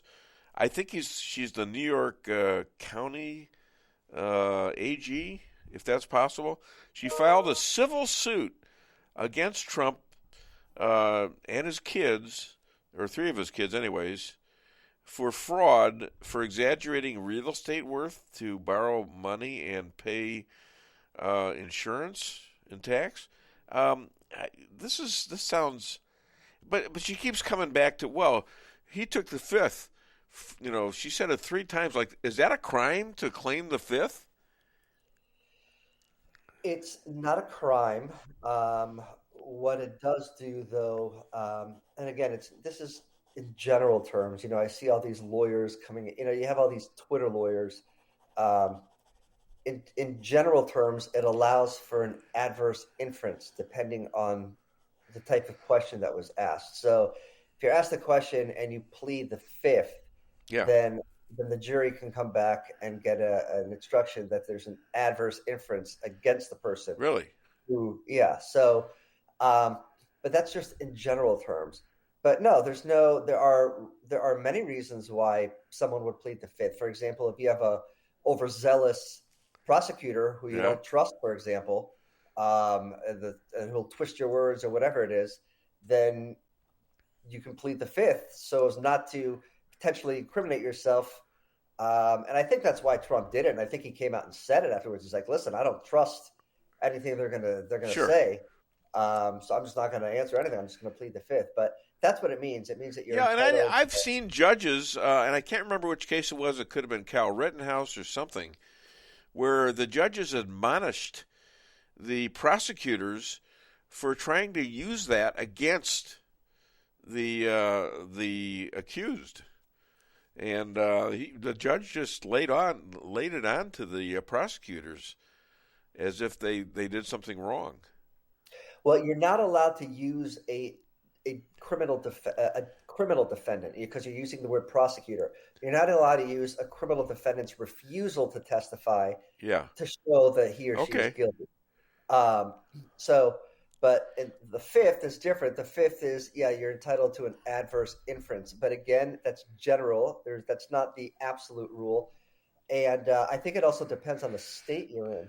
I don't know the law in New York, so I don't know what would happen there. But look, this James has had it out for Trump for a long time. She's been very public about it. Oh yeah. I find it interesting that how long has Trump done work in New York? I mean, he's done work forever. 40 years, 40, 50 years. And it just so happens that all these lawsuits are now coming to fruition. Like weeks before the midterms. You try to tell me that, and they're trying to put it on the taxes. Yeah, if we had his tax returns, we could have done this. That is bull. Right. Okay? That's bull. You're trying to tell me the IRS, all right, wouldn't have figured out within all these years, someone who as big as Trump, if there was fraud going on. You trying to tell me that? All right, they go after a lot less smaller fish when there are issues regarding taxes, and you're telling me they're not going to know when Trump, or they're not going to pursue it with Trump. So I'll tell you what, not to mention, and again, I don't know the law in New York, but a lot of people are talking about the fact that what are the damages? There's none. The banks have all been paid. That's right. Not like the banks. The banks, the insurance companies, everybody's been paid. There's nobody crying that Trump stole money from them. They're just trying. They're just trying to wipe Trump out. Yeah, even Bill Barr, who doesn't like Trump these days, said this was a political stunt. Yeah, I mean, Bill Barr is kind of all over the place, but he is. Yes, but this is. I posted something, and I sincerely mean this. The Democratic Party of today is a cruel party, generally speaking, that is hell-bent on vengeance.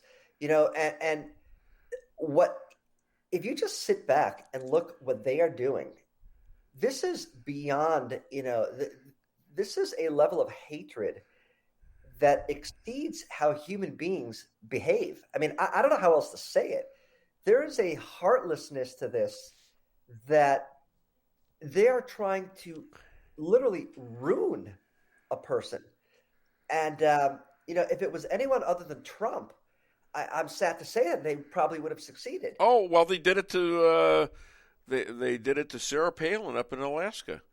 She couldn't handle all the legal fees. Palin, but nobody has got and if I've had a discussion with some of my conservative friends who are like, well, Trump has a lot of baggage. Look, if you think that this is a one-off and this is Trump only, I got a bridge to sell you, because this is look at what happened to DeSantis now. Oh yeah, he's getting the same stuff. DeSantis is the very similar to Trump in a lot of ways, right? Yeah. And he's got his own differences, and he's more polished, and he is an attorney. But look what they are doing to him now. Sure, he's a target. Considering criminal prosecution. Yeah. And for doing what Biden and Obama have done for years, sending people on planes in the middle of the night. So somebody got to go to Martha's Vineyard. Why won't they send me? Who threatens the Democrats, anybody who they see as a threat to their agenda, to their quest to retain power, is a target. And if these conservatives and Republicans think that it's just Trump, they're nuts. They're way off. I know, but that's what they want them to think. Any way to keep him out of an election, and you know why they want to keep him out? Because he'll win. They've said it. He will win. You have Democrats who have admitted that we got to keep this guy out by any means, because he will win. And here it is, 7 years after he came down those steps, and they still don't have anything on him. How does that? I mean, even I could figure out a way to accuse him of some decent crime. I mean, couldn't you? And they what did they spend? About $100 million to find him doing some kind of a crime? Hell, they can't even get him for jaywalking. Huh? They need to be organized, because this is coming from every which way. I was listening to Seculo. Yeah. And Jay Seculo was saying they need to have like a main hub where there are different teams that are, handling the different cases. Yeah. And they need to be on top of this, because this isn't going to stop. We know. James referred it to, she wants to create a potential federal crime. So they're going to come on all sides here. Yeah.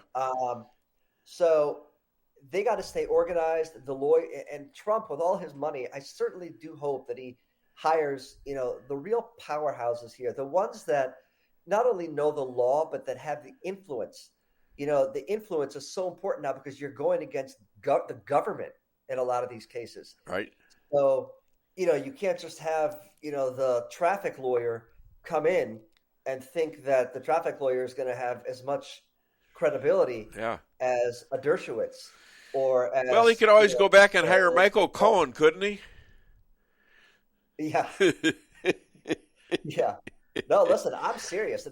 You have guys like Rudy Giuliani is asking for contributions because he's getting accused of crime for claiming that the elections were stolen. They have filed, I think, 100 and something. I forgot the name of the group. Bar complaints against the lawyers. Yeah. Any of the lawyers who were involved, I think Ashley Moody just got one in Florida. Any of the lawyers who were involved somehow, that is sick. That is demented. Yeah. And I mean what I say. It is impossible. For the most part, the two parties are they're on such polar opposites now that there is no middle ground. Right. There's no middle ground. It's sad to say, we have the Jewish holidays coming up. Yep. It's a time of forgiveness and all that. It's sad to say there is no middle ground. Well, after Biden, called us semi-fascist MAGA people, and now you've had a kid that's been murdered. This 18-year-old boy murdered by a Biden supporter just for disagreeing with him on politics. The guy ran him over, and he's out on bail for $50,000 right now, this guy. And he doesn't seem to regret it, and it seems like he was sent on a mission. It was a dog whistle well heard. So what are your thoughts on that? I mean, prosecutors letting people go, yeah. right? Refusing to enforce the laws. And that's what you have. And then, you have these people, well, can't we all get along, right? Why can't Republicans and Democrats be friends?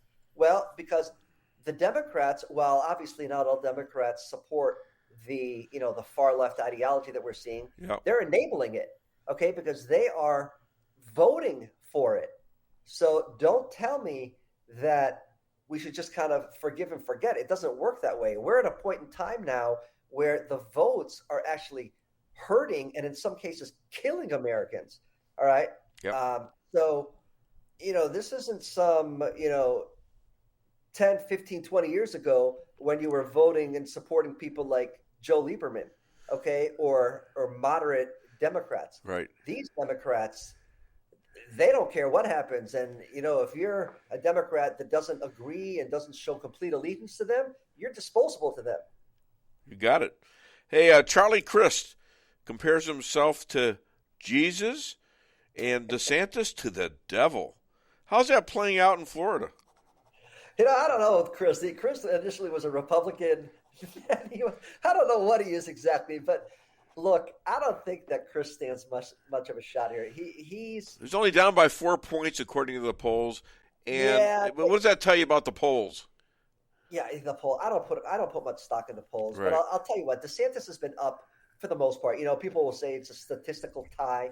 This is all on Republicans in Florida. If Republicans show up and vote, then DeSantis should be fine because Republicans enjoy about 275,000 registered lead or advantage as far as the number of registered voters. Yeah. And assuming that independents go 50-50, Republicans should be okay. Yeah. And DeSantis should be okay, but they've got to come out and vote. Yeah. But Chris is Biden 2.0. All right, real quick. Who will Trump pick as his VP? I don't know, but I hope it is a woman. That's all I can say. How about Candace Owens? We need a woman to try to rein in some of the female, the women votes. How about Candace Owens? I don't know. I mean, she's. I don't know if she would be too extreme. So I don't know. I do know she can handle herself just fine. I mean, she's tough as nails. I saw her slice and dice Jerry Nadler in Congress while Nadler was running the meeting. I mean, she sliced and diced him. If anyone thinks they're going to pull a fast one over her. And can you see her avoiding going to the border or anything like that? Say it again. I'm sorry. Could you see her avoiding going to the border like Kamala did? No.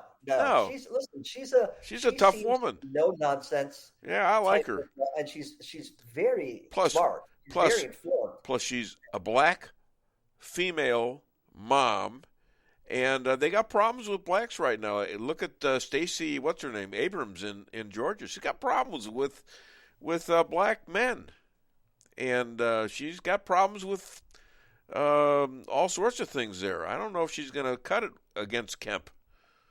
Georgia is kind of a anomaly because Georgia is got its own messes.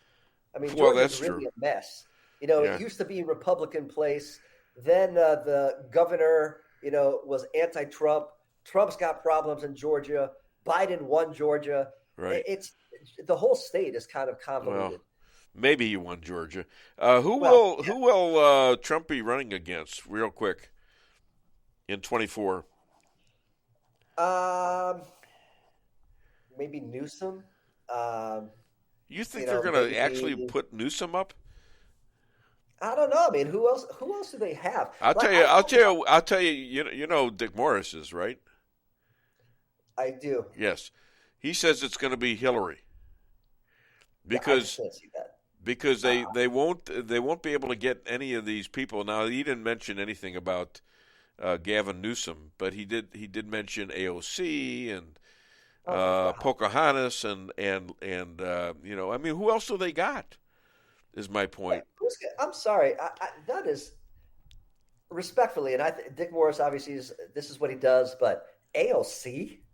Well, who else are they going to? Who else is there to present? You'd be better off putting up nobody than AOC. Okay. I mean, she's going to get. Well, that would be Hillary, wouldn't it? They're just Michelle Obama. Okay. She would be a real. I think that would be a difficult opponent. You think? I don't see it. I do. Women, the black voters. Well, okay, black woman, black. Unless you can. That's where Candace Owens comes in handy. They're right there. Yes. Yeah. I don't know. I mean, Biden. We'll see what Biden. That's 2 years away. I can't see him running. Can you see him running?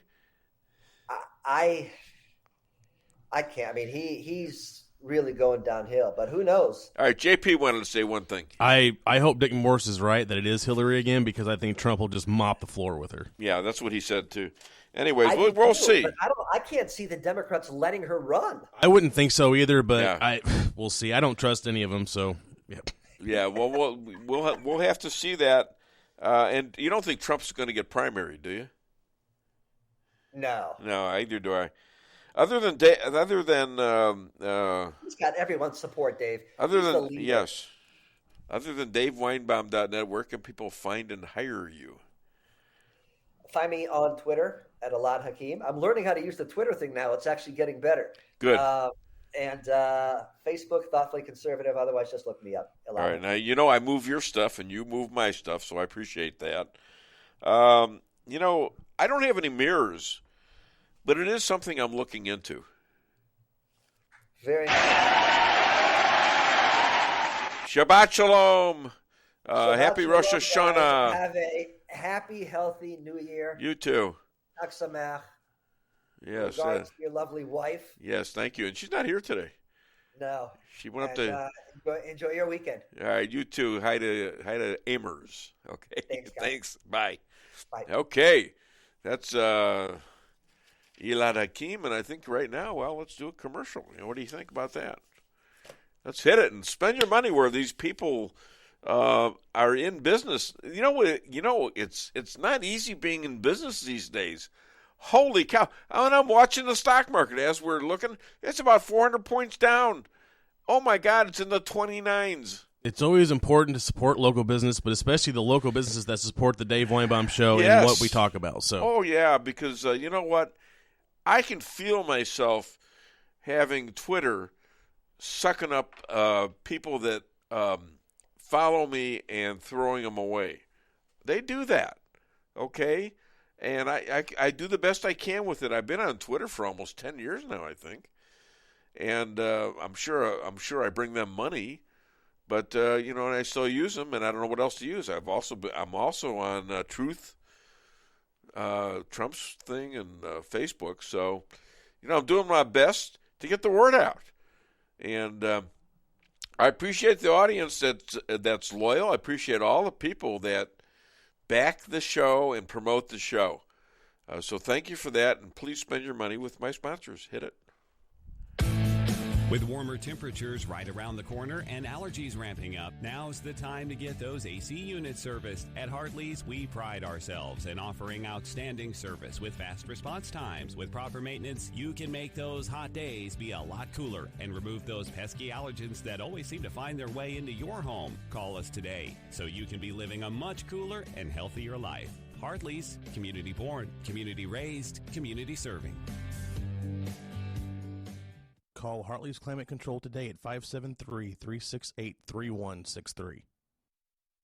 Kent's Jewelry does custom engravings for almost anything. Awards, signs, guns, swords, mugs, yetis, and knives. Ken is the premier custom jeweler in mid-Missouri. We have a great staff, the technology, and equipment to create what you dream for, jewelry and engraving. Ken's Jewelry, 907 North Pine, downtown Rolla, 573-364-1030. That's 573-364-1030. Locally owned.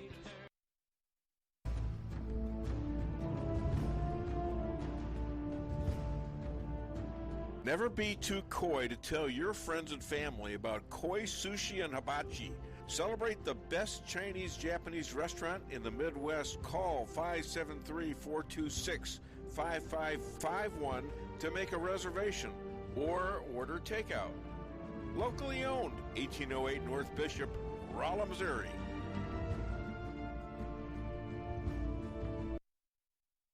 We can sum up McDonald's new crispy chicken sandwich in one word.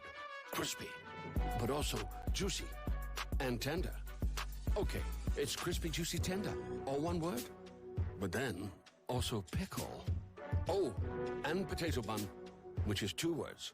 Okay, we can't sum up our new crispy chicken sandwich in one word, so you'll just have to try it to understand it. Order ahead on the McDonald's app at participating McDonald's. Ba-da-ba-ba-ba. Merrill's Quarry and Asphalt, 40 years serving cities, counties, and everyday businesses with driveways for people who live and work in our little piece of heaven right smack dab in the middle of America. Call 573-578-9101 for your free estimate of rocking, rolling, paving, driveways, sealing, and striping, too. That's 573-578-9101 for your free estimate. Your home is your castle. You don't need unwanted hassle. Don't let those creatures move in to stay. Let us protect your investments. That's what we're all about. Plank Termite and Pest Control will save the day. Plank is locally owned and family operated right here in Rolla, a Google preferred business. Our customer service and your satisfaction is our number one goal. So call Plank today at 368-3333. Plank Termite and Pest Control will save the day. Busy schedule? Let your locally owned Price Chopper help you save time with online shopping. It's easy. Sign up to tcmarkets.com or download our mobile app in the App Store or Google Play. Create an account and browse through the categories and choose the items you need. When you place your order, your personal shopper will get all of the items you've selected, taking the same care you would and following your notes. We offer free curbside pickup, so you don't even have to get out of your car. Start your online order today and no online shopping fee for a limited time. Go to tcmarkets.com or download our mobile app to get started. Price Chopper. Fresher savings every day. Maybe it's for a kitchen you've always wanted. Maybe it's just to have a little extra room. Whatever the reason you're considering a new home loan, it's good to know that Town & Country Bank will guide you in the right direction. Our experienced local lenders are here to help you with a new home construction, remodeling projects, and fixed and adjustable rate home loans. You can even start the process online by clicking Online Mortgage Center at tcbanks.com. Smart, friendly solutions. Town & Country Bank. Member FDIC, Equal Housing Lender.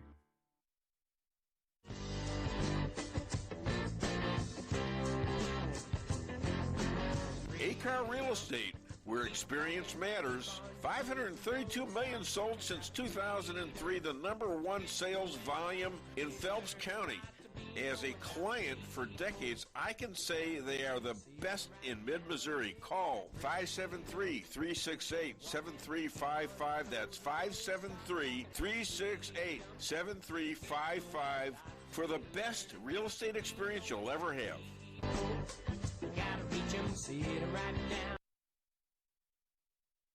You know, there's a 10-year delay in the Soviet Union of delivery of an automobile. And you go through quite a process when you're ready to buy, and then you put up the money in advance. This man, he laid down his money, and then the fellow, he was that was in charge said to him, okay, come back in 10 years and get your car. And he said, morning or afternoon?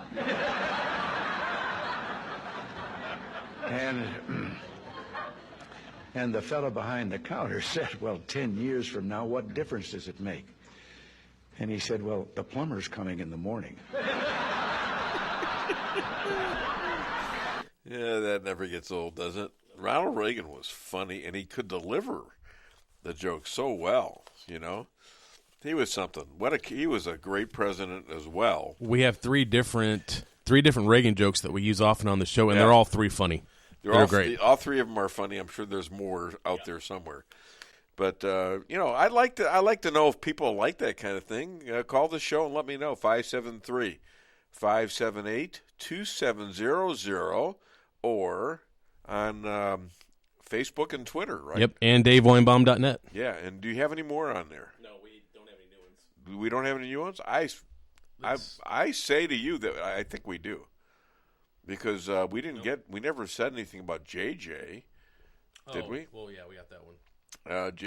JJ Bradshaw. I enjoyed our conversation this morning, Dave. And my wife saying, well, we covered that one. Yep. I'm still not sure what she means by that. Are we missing something I think she was talking about the context. You were talking about the double jeopardy of Trump and the other stuff going on. That was when that comment was made. No, I don't think she did it. I think I've said it. I think she wants to be, loved and missed. Yes, honey, I miss you. Okay, so that could be recorded, and we're going to play that all night long some night. Yes, honey, I miss you. So just teach it to the parrot. People, you have to be nice, and I realize that now, fourth marriage and all, that you got to be as nice and romantic as you can be, which isn't a lot for me. Queen Elizabeth's funeral, and this was very interesting, and why England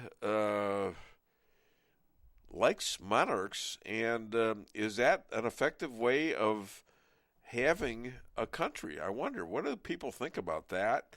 Because it seemed to work over the last 70 years. Of course, if you get a bad king in, you get problems. It's like a president like Biden is bad. He's awful. And Trump was great. But you get a chance to vote him in. You don't have a lifetime appointment. She actually ran. She actually was the queen for over 70 years. Wow, that's quite a run. And people loved her. You could tell by the It was kind of interesting to see just the outbreak of love from all these people who grew up with her. 70 years. I mean, how many people outlived her? Outlived her reign as the Queen of England. Of course, now we've got another guy coming in, and that's her son, Prince Charles. We'll see what he does, but he doesn't have a very good reputation outside of what he's done very good so far. Don't get me wrong, but other than some, he's a weird guy. Let's put it that way. I'm going to be nice to say that we got a hurricane that killed off 70% of the electric power in Puerto Rico, and I've got an update on it. It's Hurricane Fiona. It's the first major storm of the year, which is interesting because we're having all this trouble here with electricity and all this other stuff, and it's been a very, very light hurricane season so far, hasn't it? Yeah. But this one is bypassing us. It's brushing by Bermuda right now, and where's it going? It's headed for Canada. Okay. Well, good for that. Anyway, I'm just looking at the stock market. We're down 400 points today. It's been down from about, 36,000 now to 29,000 something? It's in the 20. I mean, I'm getting killed in the it's not market. good. It's not good. Yeah. And how many people, I probably can survive this, but how many people are having trouble every month paying 30, 40%, or, let's call it 10 to 15% more every month for groceries? and things like that. And for gas, well, gas has come down a little bit off of its Electric highs. rates have come up too. Electric rates are going to go way up, and the government won't do anything about it. They got the oil. We've got more oil and natural gas than anybody, and it's a crime not to use it, isn't it? You know, it's just a crime. Okay, so what else do we got? We've got Aaron Judge now has 60 home runs. I read a story about the scout that originally went to see him in high school. And the scout was for the Yankees, I believe, and he put a negative report on him. He says, you know, the kid's he's like a nothing. Well, first of all, he's 6'7" and weighs 280 pounds, and it's pretty much all muscle. So, you know, a kid like that, you might want to pay more attention to him than the little guys, because he could develop into something, and sure as hell has. 60 home runs already, ties Babe Ruth. Yep. And he's one away from Roger Maris. And assuming he hasn't overdrugged himself or anything like some of the other guys have. So this is historical because, you know, obviously McGuire broke the record. Sosa ended up hitting over that amount in one season. So did Barry Bonds. Yeah. Still the American League record is Roger Maris at 61, but they were talking about it's an asterisk because Babe Ruth hit 60 in 154 games. Right. When Maris did it, that's when they had added more games to the season. Judge has now tied Ruth in less games than what Ruth hit. It's a bigger 60. Deal. So it's a bigger deal. If he hit 61 in less games than Maris did, he would actually do it in the same context that Babe Ruth did. We're talking like major story here. And then plus Albert Pujols is only 2 home runs away from 700. So you got these 2 major home run storylines going in the same year for the 2 most storied franchises in baseball. It's pretty incredible. I went there last weekend. Yeah. Did I say that on the show last week, or was it? No, I think we talked about it afterward. Yeah. Yeah, we talked about it afterwards. I went to the Cardinal games because my niece, really, it's my wife Lisa's niece, Sloan. She goes to Maryville College. She's a cheerleader there, so they do a thing every year and they do performances. So she wanted me to go for the night game. It was a doubleheader. So I said, you know what? If I have to go to a night game, then I want to go to the day game too. So I got me some tickets off of like StubHub or whatever it was, and I wanted to be in center field. You know, I wanted to be as close as I could to where I thought Pujols would hit his ball, because I wanted to be the one to get the 699th and the 700th. I have weird thoughts like that. You know, occasionally I go and buy a lottery ticket and stuff like that. But, you know, every once in a while I get these quirks, and every once in a while something happens that's big. All right? I won the lottery when I agreed to buy the to open the Rolla McDonald store. I mean, and I didn't know at the time nobody else wanted it. And I was like 27, 28 years old when I came down here. And 1974, 26 years old.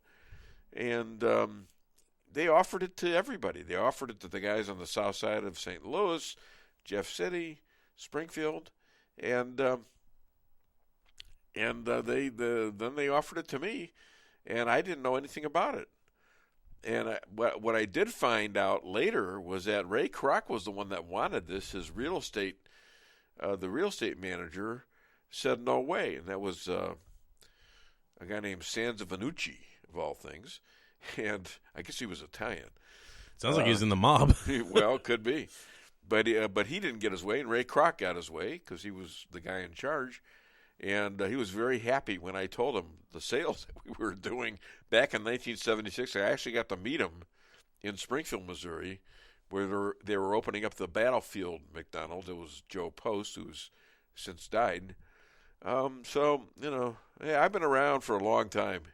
And see, that could have happened. I have somebody I know that I work with. Yeah. Local guy right here in Rolla. Yeah. He's won the lottery twice. Now, not the big ones. Yeah. But he's won probably 300,000 to 400,000 combined between the two, so not bad. Yeah. Well, he knows somebody. What are the odds of that? I don't know. I think he knows somebody. I do too. He never tells me who they are. I can tell you that. Of course not. Okay, let's see what else we got. We've got I was talking about McDonald's. Chris, I think his name is like Krasinski. Everybody calls him Chris K, just because his last name is so hard to say. But he is the CEO of McDonald's, and he just called out Chicago for their crime, because that's the headquarters of Chicago, and he says, I can't recruit anybody. He can't get people. I'm in that position too, and so are most of his owner-operators. We're in that position, but he can't do it because of the crime in Chicago. And Lori Lightfoot, the mayor, she's not recanting. She's saying, well, tell me something that's new. It's like she don't care. So Illinois is a big wreck. Nikki Haley, accused of using false name by an idiot comment on The View of a person who happens to be black, and it was a pure racist comment. And it was against Nikki Haley, our former UN ambassador from the United States, and also I believe she was the governor of North or South Carolina, I forget which, and she did a great job. She happens to be of Indian, not Native American, but Indian blood, and she says, South Carolina, yep. They were accusing her of using a fake name. Well, Nikki's on her birth certificate. It's an Indian name, and some of the actual Indian people that I know, they have. I know one of them has a son named Nicky. So reminds me of good old Pocahontas, Elizabeth Warren, who couldn't figure out where she was from. Well, she figured it out. She utilized it to make money. Yeah. No, not too many people talk about that right now. Okay, well, we're coming up on. Let's do a bit or a clip or two. Where are we at? Let's see. How about Martha Vineyard, clip 19 and 20? Let's do that. People in Martha's Vineyard have been pining for diversity. We need more diversity. We need more diversity. Well, diversity finally arrived, sent on a jet plane by Ron DeSantis, and the second diversity arrived, the locals, the ones who pined for diversity, called the Army and had diversity shipped to a military base where apparently diversity belongs. Ooh. People were not too upset at Martha's Vineyard as diversity was led away to a military base. Watch.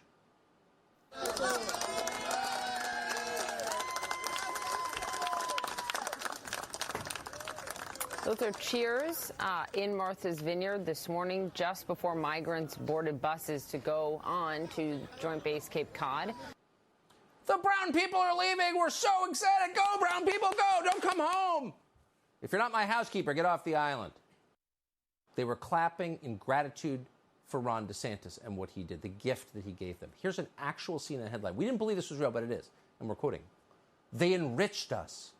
Migrants' 44-hour visit leaves indelible mark on Martha's Vineyard. 44 hours? Wow, that didn't take long to leave an indelible mark. Less than 2 days in the same zip code with Venezuelans, and their lives are changed forever. Does this remind you of the kid in your class who adopted a Spanish accent after spring break in Cabo? Or the guy who converted to Islam because he once switched planes in Dubai? It seems a little premature, right? So we decided to look into it. Is Martha's Vineyard really congratulating itself for surviving its ever-so-brief encounter with Hispanics? Yes, it is. One nonprofit on the island called the Martha's Vineyard Community Foundation posted this message on its website. Again, this is real.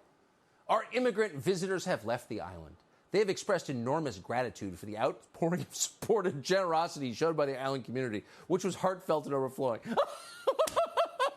people called the Army in to have the Hispanics shipped to a military base. It's sad, but it's funny, and it's this is where Obama has a huge house, and Bill Gates, the Clintons, they all got compounds there, and these people there are pretty much like 80% white, and they go. They got half of the houses are empty this time of year, and so they could board up these, take a few mansions, and there's only 50 of them. They could probably hire out as work in the restaurants and all that, and but no. This is forbidden. You see how phony they are. Down in Texas, it's a mess. It's a total mess, because that's where they're supposed to be, with those people down there. Not with us. No. We are happy to have them, but we're not going to do that. Hi there. Welcome to the Dave Weinbaum Show. What's your name? Where are you calling from? Well, this would be Mark McCloskey, and I'm calling from St. Louis. Mark McCloskey. Boy, I know you. So let's play a song for you. Let's hit it. All right. From the lakes of Minnesota to the hills of Tennessee, across the plains of Texas, from sea to shining sea, from Detroit down to Houston, New York to LA. Well, there's pride in every American heart, and it's time to stand and say, I'm proud to be an American, where at least I know I'm free. And I won't forget the men who died, who gave that right to me. And I'd gladly stand up next to you and defend her still today. 'Cause there ain't no doubt I love this land. God bless the USA. And by the way, that is from Dr. Amy Cooper Hakim, who's a guest on this show. She sang that song, and I get chills, goosebumps on my back every time I hear her sing that. She's so good. Anyways, this man and his wife stood fast when invaded by a horde of Black Lives Matter, led by Congressman Cori Bush, who threatened, the group threatened to rape his wife, Patricia, and murder both and burn down their home. Please welcome, all the way from St. Louis, Mark and Patricia McCloskey.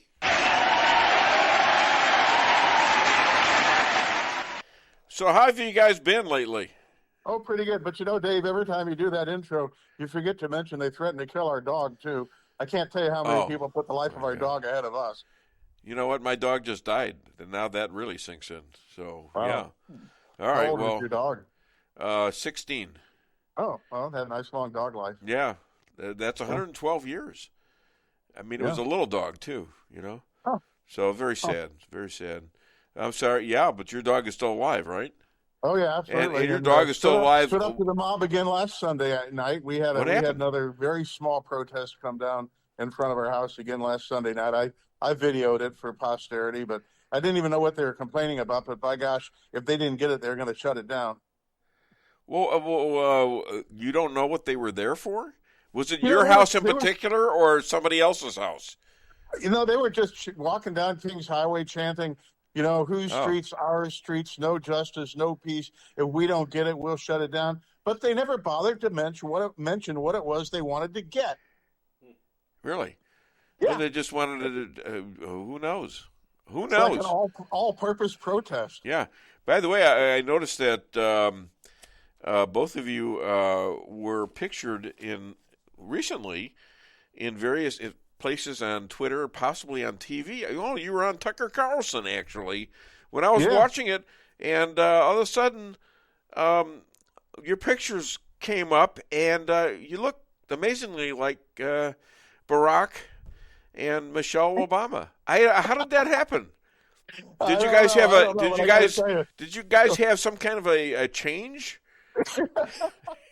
You know what Kurt Vonnegut said? Always wear sunscreen. Oh, that's not as well. That's terrible. Why can you say that? I mean, actually, what happened was Tucker Carlson, somebody put on their bodies the face of Barack Obama and the face of Michelle on the bodies of Mark and Patricia, both holding their guns. That was pretty good. Meanwhile, in Martha's Vineyard. Yeah. Are you going? Are you going to go? When are you going to go to your mansion down there in Martha's Vineyard? Well, I mean, you could go right in. Get elected president first, and then steal a few $100 million. Yeah. And then I'll fit in with the rest of our ex-politicians. All right. So how's your lawsuits going with Cori Bush? Speaking of her, well, I've not gotten her served yet, but I figure she'll have a victory party here in St. Louis on November the 8th, and I think we'll have somebody in the crowd with a summons in their pocket. Oh, okay. Well, that's a good time to do it. That's very good timing. All right. So let's talk about Bill Barr. He told Dick Morris. Oh, I told Dick Morris, by the way, that you need to be Trump's new AG. You know who Dick Morris is, right? Oh, heck yes. Yeah. Oh, he's been on the show about 4 or 5 times now, and I told him, and he's very close to Donald Trump. He lives in Trump Towers. Yeah. He says, and he's wrote a book about Trump. Over 100 interviews with Trump, so they're very close, and I think he advises him as well. And I told him, I said, you wanted to be Trump's AG, and that you would do well because you don't have any swamp ties, do you? No swamp ties. I know how to tread water, though, and so as we drain that swamp, it won't drown me. So you would, if Trump wanted you, you might do it, right? I would. I'd love to. There's so many things that are going on in this country right now where a strong attorney general could really clean some house. For example, all those Soros-appointed prosecutors that refuse to do their constitutional duty, how come nobody's impeaching them? Yeah. Here's a question for you. Yeah. How come the ranchers in Texas and Arizona aren't allowed to enforce their own property rights and evict the illegals from trespassing? Why is it that everybody's just laying down in front of the federal government and saying, we'll let the federal government do whatever it darn well pleases, even if it's unconstitutional? We don't have a justice system anymore. They say we have a 2-tier justice. We don't have that. We have no justice. This is no justice. Yeah, it's unfortunately we no longer live in a democratic republic. We don't. Live in a third world dictatorship where the federal enforcement agencies are just a Stasi out there to be the muscle for the government. Well, let's pick up you as a successor to, not a direct successor, but to Bill Barr. What are your thoughts on Bill Barr? Well, I guess he's getting an ego complex. He might be becoming the new Tony Fauci. He comes out with proclamations every day, sometimes very opposed to where I think he ought to be on, for example, the Mar-a-Lago invasion. And then recently on the lawsuit against Trump in New York comes out on the right side of it. So, it's just like making headlines is our business. I was talking to a local judge, actually in my drive-through, okay?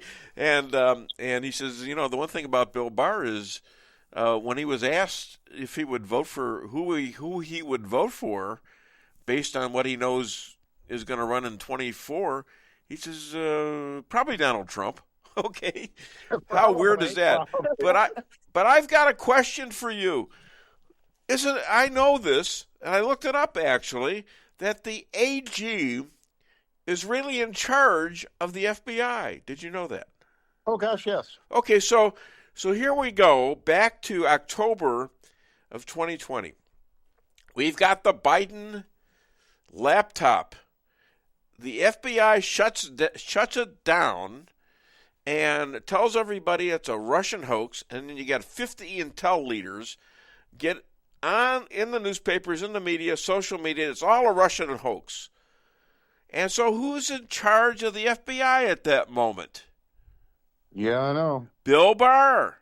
Isn't that a shocker? And then less than a month after the election, December 1st, he says there was not enough fraud in the election to cause any change at all. Well, that was enough fraud right there, wasn't it? And he's responsible. Just censoring the Hunter Biden laptop, keeping the public from finding out what the truth was about that by itself could have swayed the election. I mean, all this stuff, and I'm an attorney. Yeah. all the courts and all the media were saying, oh, Trump had no, quote, evidence, unquote, of any election fraud. There were hundreds, if not thousands, of affidavits from people testifying to fraud. That's evidence. I mean, the media can say what it wants to, but you win and lose lawsuits on affidavits all the time, and affidavits are evidence. They're sworn testimony. And to say there's no evidence of election fraud is like saying there's no evidence that the sun came up this morning. Well, and it's just, there was a poll that went out to Biden supporters who said that they would not have voted for Joe Biden had they known what was in the laptop and the way it was shut down. 17% of them. That would have in itself had Trump elected. Well, and here it is 2 years later. Yep. The FBI's had that laptop for 2 years. It demonstrates that the president, hate to use that word for Biden, but President Biden, lied to the public when he said he never spoke with Hunter about any of his foreign business relationships. B, shows that Hunter Biden should be on trial for a number of felonies, including faking his 4473 when he bought his gun, including admitting drug abuse, and all these corrupt practices of making millions of dollars from trading on his father's name, not to mention the kickback to the big guy. The big guy, yeah. And still, there are no consequences. But by God, if you're Mike Lindell and you want to go to Hardee's at 4 o'clock, you get hauled down by the FBI and your cell phone's stolen. Yeah, isn't that something? So this, let's go to New York City, or New York County, I think it is. AG Letitia James or Jones? I'm not sure. I think it's James. Charging Trump and his kids, with a civil case, originally thrown out as a criminal case by DA Alvin Bragg. What's your take on that? Well, when she was running for office, all she did was say every day, I'll use the analogy. Eric Schmidt, when he used to be on the campaign trail during the primaries, used to say, my job's real easy. Every morning I get up and I sue Joe Biden. I go to bed. I get up the next day and sue Joe Biden again. Well, that's the way she talked about Trump when she was running for office, right? I can't wait to get elected so that every day I can get up and sue Donald Trump and then go to bed and get up and sue Donald Trump again. So, all this stuff is nonsense. But, Trump said it best yesterday on Sean Hannity's show, or the day before, that he made money for all these banks. He put a disclaimer, as everybody does, on all his loan applications saying, do not rely on this information. Do your independent appraisal. When somebody's loaning you hundreds of millions of dollars, I guarantee you that they come out and do their own appraisals. They don't say, okay, if you say it's worth $250 billion, I believe you. No, of course not. And then he made them all money. Yeah. And so they got paid. They made a lot of money with the guy. Okay. Yeah. There's no victims.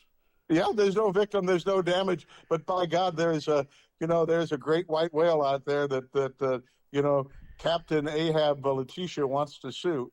Now, I brought this up to another lawyer, Elad Hakim, who was on earlier, and she was making a big deal of the fact that Trump claimed the Fifth Amendment right a couple times.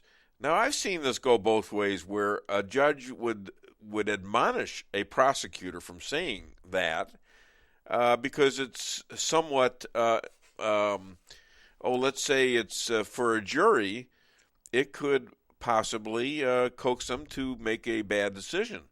And then he said, well, it could be legally held up as something that a client of his could maybe be hiding. Well, here's what the law is on that, at least here in the Eighth Circuit. Yeah. In the Eighth Circuit, if you have pending criminal charges or potential criminal charges and civil claims against you, the civil case gets stayed until the criminal case is over, because if you have to take the fifth in the criminal case, that can be used against you in the civil case. Okay. So in order to keep from prejudicing you in the civil case, the civil case will be stayed until any criminal cases are resolved. And so I don't know what it is up in New York, but that's the law here in the Eighth Circuit. Okay, I get it now. But there is no criminal case. There's no criminal case pending. Well, she sent it. But she sent it for criminal referral and sent it to the IRS. So, and thankfully, we got to hear from the IRS. Doesn't need much evidence. And thankfully, we got to hear from your better half, and that's Patricia. Hi, Patricia. Well, yeah, I'm just sitting here nodding in agreement mostly. Yeah. Why can't I get you guys? Why can't I get you guys streaming? Oh, we could do that. That's so much better. I mean, it's fun. I can talk to you like you're humans. We keep sending you that thing, and it doesn't work. Huh? When did we get elevated to that status? And wait, we'll have to get out of our pajamas. Well, you don't have to. I mean, don't come in like naked or anything. That could either help or kill the ratings. I don't know. One or the other. Come in dressing like the Obamas. I mean, after all, somebody took away your heads and put Obama's and Michelle's head. What was your reaction to that? Well, I put that on my my Facebook page. We got about 200,000 hits on it. I bet you. My favorite one was all the guys everybody that wrote in and said the guy ought to be holding the long gun, or Mike never looked better, and things like that. So that's pretty good. So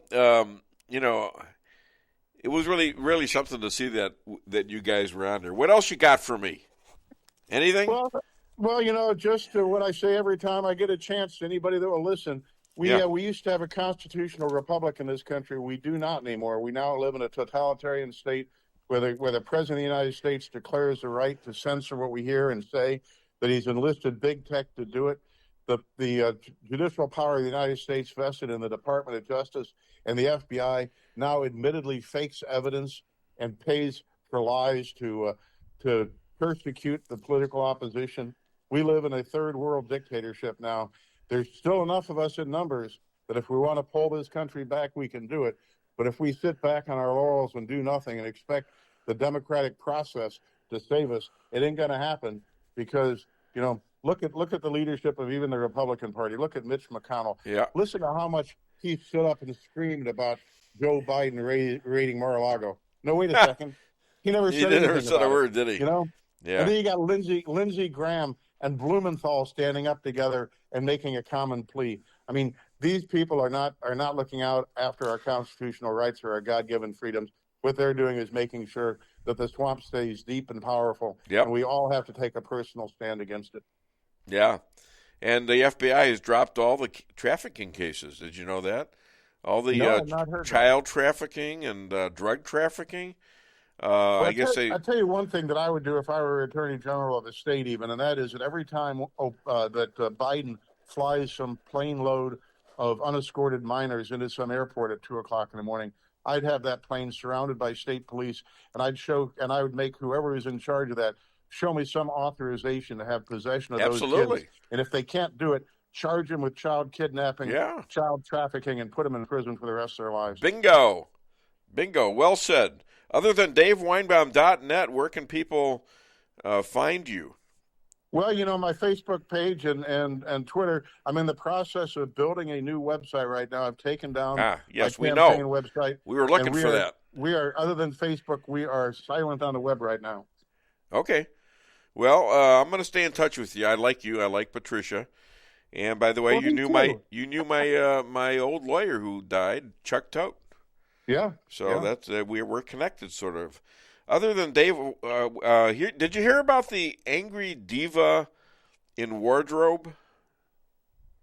No. Yeah, she was a cross-dresser. Thank you so much, Mark and Patricia. You have yourselves a great weekend. We'll stay in touch, all right? Thanks a lot, Dave. Thanks okay, sure thing. Bye-bye. Bye-bye. All right. Funny, isn't it? Yeah. Well, we're somehow managing to do this with we got to call Lisa, and get her on the phone. See if I can do that. We'll do that, and I'll tell you what. While we're doing that, we can play something here for somebody. Let's do Alexa Car. How's that? Starting this year, Toyota and Lexus luxury models will come with Amazon Alexa. Alexa, Turn on the AC. Turning on AC. Finally, a virtual assistant to help you navigate. Alexa, where's the nearest gas station? Nearest gas station in 1.5 miles. And to help maintain your vehicle. Alexa, order more brake pads. Ordering new brake pads. Although maybe if you didn't stop so close to the car in front of you. I left plenty of room. You drive too aggressively. If you were just quiet for 2 seconds, 2 seconds. She'll talk to you literally the entire time you're driving. I think you should have turned back there. I know where I'm going! Hi. You know why I pulled you over? No, officer, I have... Because we were driving 72 miles per hour in a 45-mile-per-hour zone. Anything else I should know? 2 miles back, we rolled through a stop sign without coming to a complete stop. Also, there are illegal fireworks in the trunk. Sir, I'm gonna need you to step out of the car, please. Amazon Alexa. You'll never get away from it. 12, I want you to hear more about, this is with Maria and John Ratcliffe, who was the head of the DNI, Director of National Intelligence under Trump, and he's got a lot to say. Hit it. I saw hundreds, if not thousands, of documents when I was Director of National Intelligence that related to Christopher Steele and the Steele reporting or the Crown reporting, things like the Alpha Bank connections that were in the Steele dossier or Michael Cohen's trip to Prague. All of these things were make-believe, but yet they were marked top secret. They were no more top secret or involved real sources and methods than your children's creative writing assignments for their homework. So there's an issue of classification of those documents. They're going to have to look at documents that were marked top secret to determine whether or not there really was any national security information in there of any value. I can tell you from personal experience that many of those Russiagate documents were not top secret, although they were marked that way. That document relates to Igor Danchenko, who is a Russian national who next month will go on trial under charges brought by Special Counsel John Durham, 5 counts of lying to the FBI. He was the primary subsource for this Steele dossier, or what's called the FBI called the Crown reporting. He is facing trial next month because he lied to the FBI repeatedly. In January of 2017, he admitted to the FBI that much of what was in the Steele reporting was just made up in conversations over beers with friends at a bar or word-of-mouth hearsay. He didn't know whether any of the information that was in the Steele reporting was accurate, and that it was put together at the request of Hillary Clinton and her campaign. So fast forward to this document that I declassified.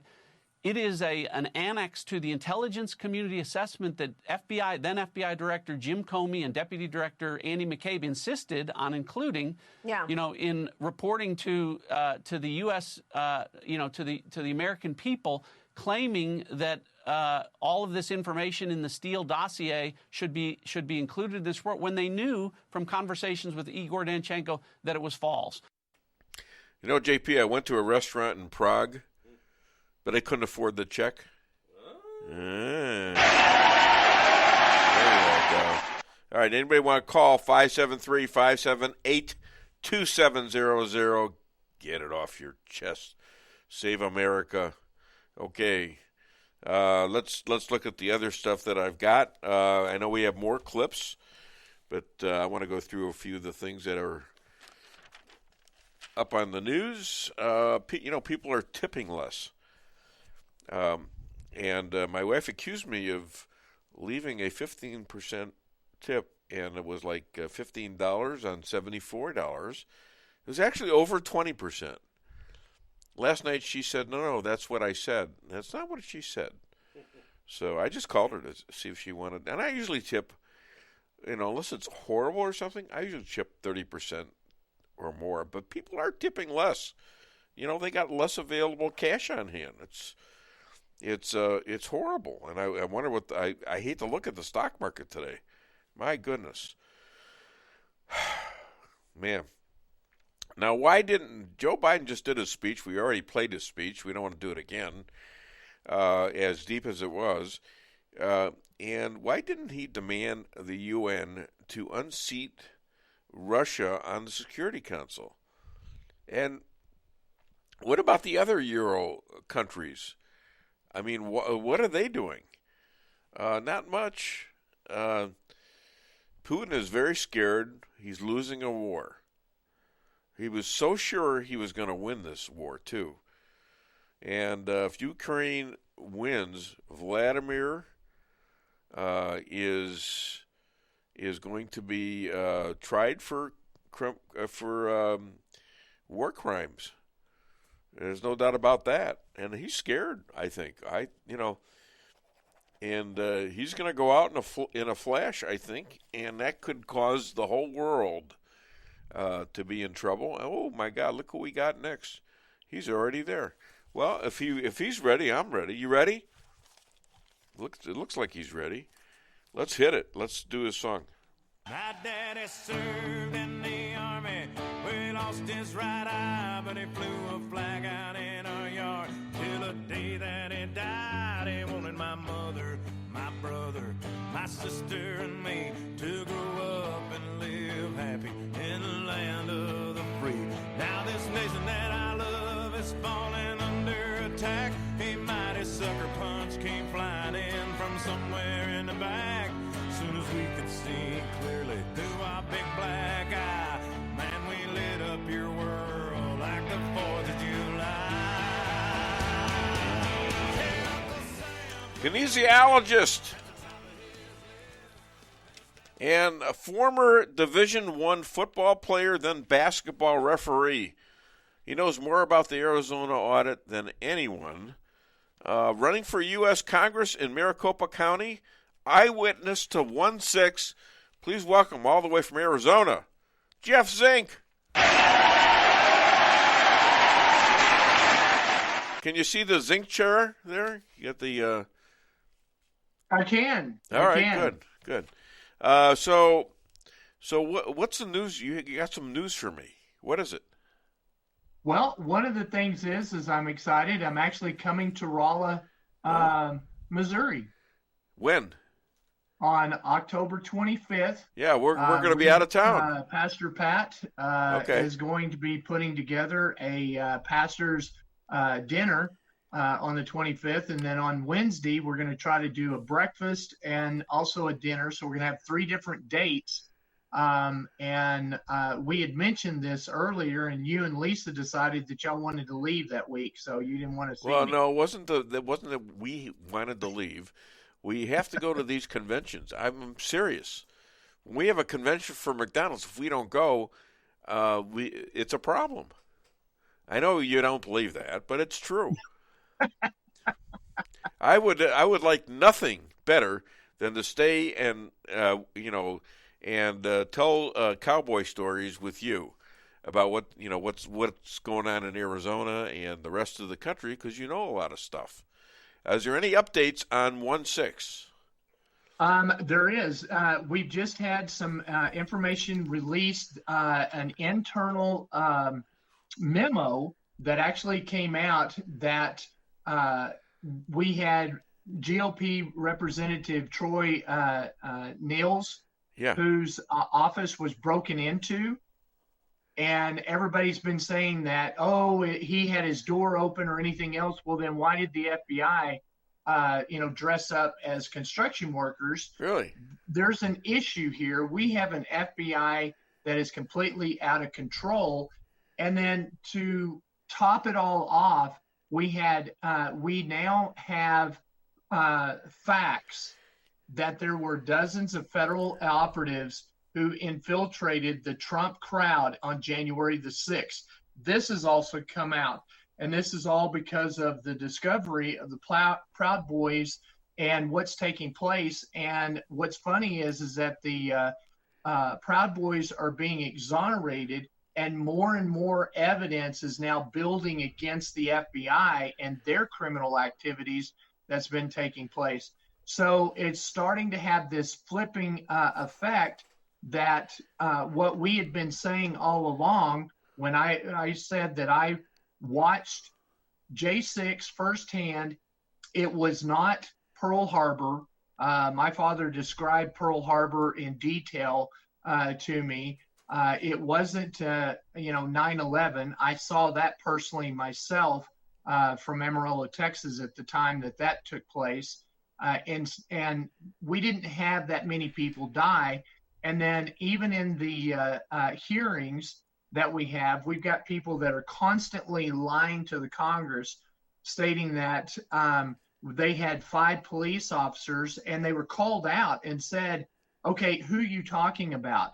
Which officers died that day? Because there were none. Yeah. And they tried to reference Brian Swetnick again, and they said, no, that was natural causes. So all of these things are now starting to unravel, and it's really interesting how Nancy Pelosi and all of them are just dead silent as this evidence starts to mount. Well, let me just say this. I had about 10 people on. You know, it's been varying a lot. All of a sudden, it went down to 1. All right, and that's got to be because they're watching you. Do you think? Well, I know that they have been. I have had phone issues. We've had connection issues. Yeah. This is your FBI at work, ladies and gentlemen. Those of you who can hear me, and that's what they're doing. They're squelching our free speech. It's either that or they're messing with it to make it look like the numbers are less. It's one of the two, Yeah, or it could be a little bit of both. I don't know. This is the second time this happened with you. All right? And I want to make it public. You know, it's an outrage. It's the right of people to hear you speak. And whatever, if you don't agree with it, that's fine. But this is crap. FBI, get off of my podcast now. Okay? So go ahead. Well, and that's the problem that we're having is that a lot of people think that they watch a movie and they see this and they go, oh, this is just a movie. What they're not finding out, or what they're not realizing, is the fact that this is actually happening, and it's happening to this. So here's some more things that have now taken place. Hunter Biden's company is now being exposed for actually turning over natural gas drilling here in the United States. And he's being complicit in working with the Chinese in order to bring them to our country to take over our drilling. Yeah. And what else are they going to be taking over while they're here? Well, and that's the thing. We need to be a sovereign nation. We need to have our founding fathers. That's the reason why I'm running for Congress. That's the reason why I want to get in there. I mean, think about this. Have me replace Liz Cheney on the J6 committee hearing, and somebody that was that would be on the great. outside, now on the inside. How much damage can we do to the FBI and the other side by actually forcing people to tell the truth and to actually look at facts? Well, this is going to be an interesting election, and we got to get out the vote. That's very simple. And we've got to fight back. We can't take this crap. If we notice something like I just noticed, you got to talk about it. Somewhere we're being heard, okay? Somewhere, even if it's just in the FBI office somewhere, we're being heard. And I'm getting tired of this crap. You got no business doing it. And let me just, to those who are listening to this in the FBI office, who have made an oath to fight both foreign and domestic terror, it's time that you actually lived up to your oath and tell what you know. This is not who you should be. This is not who you should be. You need to stop it, and you need to stop it from within. So that's my screed for today. That's your PSA today? Ray Epps. So is Ray Epps one of these people, or is he just nothing? He is actually complicit in this. He was working with the FBI. We have video, we have evidence that he was taking down barriers so that when the people finally got there, they had already taken the barriers down. So when people crossed that, they didn't realize that they weren't supposed to be there. So he is the one that should be charged, and all of these others should be, held accountable that actually committed the crimes. People that crossed barriers that didn't realize that they were there didn't commit a crime. Who was paying Ray Epps? Who was paying the rest of these people? We need to start using some of those 87,000 IRS agents that we're hiring to start going after the federal government and looking at where our money has been stolen, where it's at, and go back and get it. Well, where was the Governor Whitmer case? Who was responsible for that case being thrown out?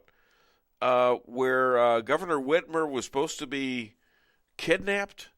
What do you know about that one? Well, the thing is that it was thrown out by an Obama-appointed judge. Again, we have the Democrats. I've stated over and over, you're no longer innocent until proven guilty. You're guilty until proven Democrat.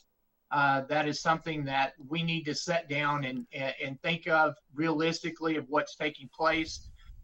When it came out, all the evidence that the FBI was the one that was behind it, that there were 18 people involved and 6 were arrested, but the other 12 were FBI agents. That wasn't a good look, so they ended up tossing the case out. So, anybody from the FBI can call this show, please, and tell us what you think of Bill Barr. He was your old boss. What did Bill Barr do to stop the FBI from shutting down the Hunter Biden laptop, and also prevent them from prevent the 50 Intel operators, 50 Intel people who signed off that this was a Russian hoax? Where was Bill Barr? Was he there? He was in charge of the FBI, was he not? Well, the problem is that he even lied to the people. He said that he opened up an investigation, and now we've got a couple of whistleblowers that's gone to Jim Jordan and has stated that he didn't open up an investigation. He did nothing. Right. So him and Mark Brnovich, the AG here in Arizona, are one and the same. They don't open up investigations, and they don't look into what crimes are taking place. But he certainly commented when he said on December 1st, not even a month after the election, he said on December the 1st, the same year, that there was no evidence to show that there was fraud enough to change the election. That's Bill Barr, okay? So, anyways. Well, he hasn't talked to me, and he hasn't talked and looked at the evidence that we have presented. And what's really interesting is that the Arizona audit that took place for the primary on August the 2nd of this year. Yeah. See, we've actually gotten better, and I think I've stated that the last time. Excuse me. Sorry. It's all right. The thing is that what we came across is 700 dead voters. One of the things that we had taken and shown was 300 in the 2020 election. And Mark Brnovich stated that, well, he did his investigation, and there was only one person found dead out of the 300, and the 299 were very surprised that they were dead. And then we sent 300 death certificates of the same names that we had already given to him and said, you need to do a little bit better investigation. But then we added 400 more. So now we're up to 700 dead voters. And here's the thing. We actually had a voter that died in 2003, voted in 2004, and every 2 and 4 years ever since.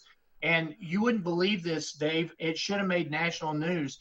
But he actually walked in this time to a voting poll and voted in person in August the 2nd. Wait a minute.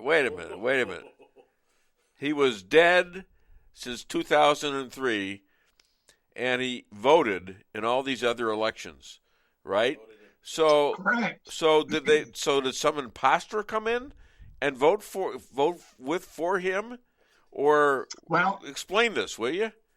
Okay, so what's happening is that we have several entities that are complicit involved in this. We have the registry voting that people are actually signing the voter registration for a person and registering them to vote.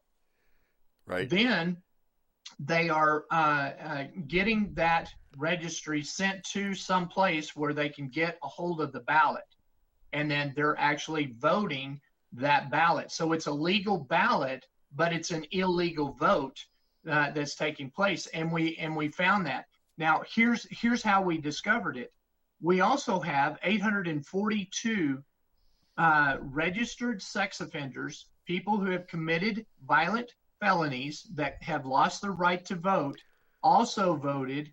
And what we found is that the DMV here, the Department of Motor Vehicles, are the culprit of registering these people to vote and then getting that ballot sent in. And so we had 842 registered sex offenders vote.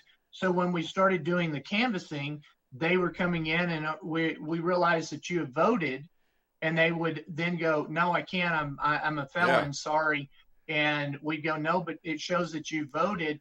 And so now we're in the process of getting 842 affidavits of stating that they didn't register to vote. They didn't vote. They didn't have any knowledge of this there. And these are identity crimes now that have been committed against people that are compromised to begin with, that they're not going to be voting, but yet the Democratic Party is utilizing and taking advantage of this. So is this still going on? Still going on. How are you going to fix this problem when you're running? Well, one of the things is that we have got an idea. We have FOIA'd several of the federal government agencies. And then one of the things that we're looking into is the certification of the machines themselves.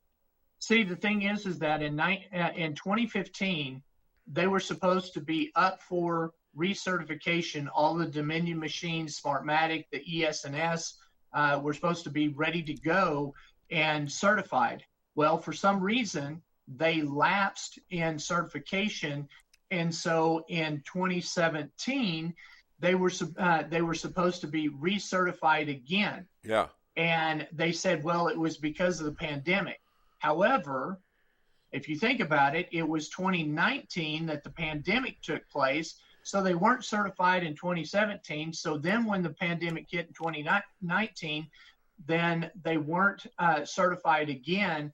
And so now what we're doing is we're literally going to file a lawsuit that will prevent every machine, and I urge every person in every state that uses machines, and that's all 50 of them, that they need to start calling their AG and start saying you need to investigate, or better yet, utilize the Sheriff and Peace Officers Association.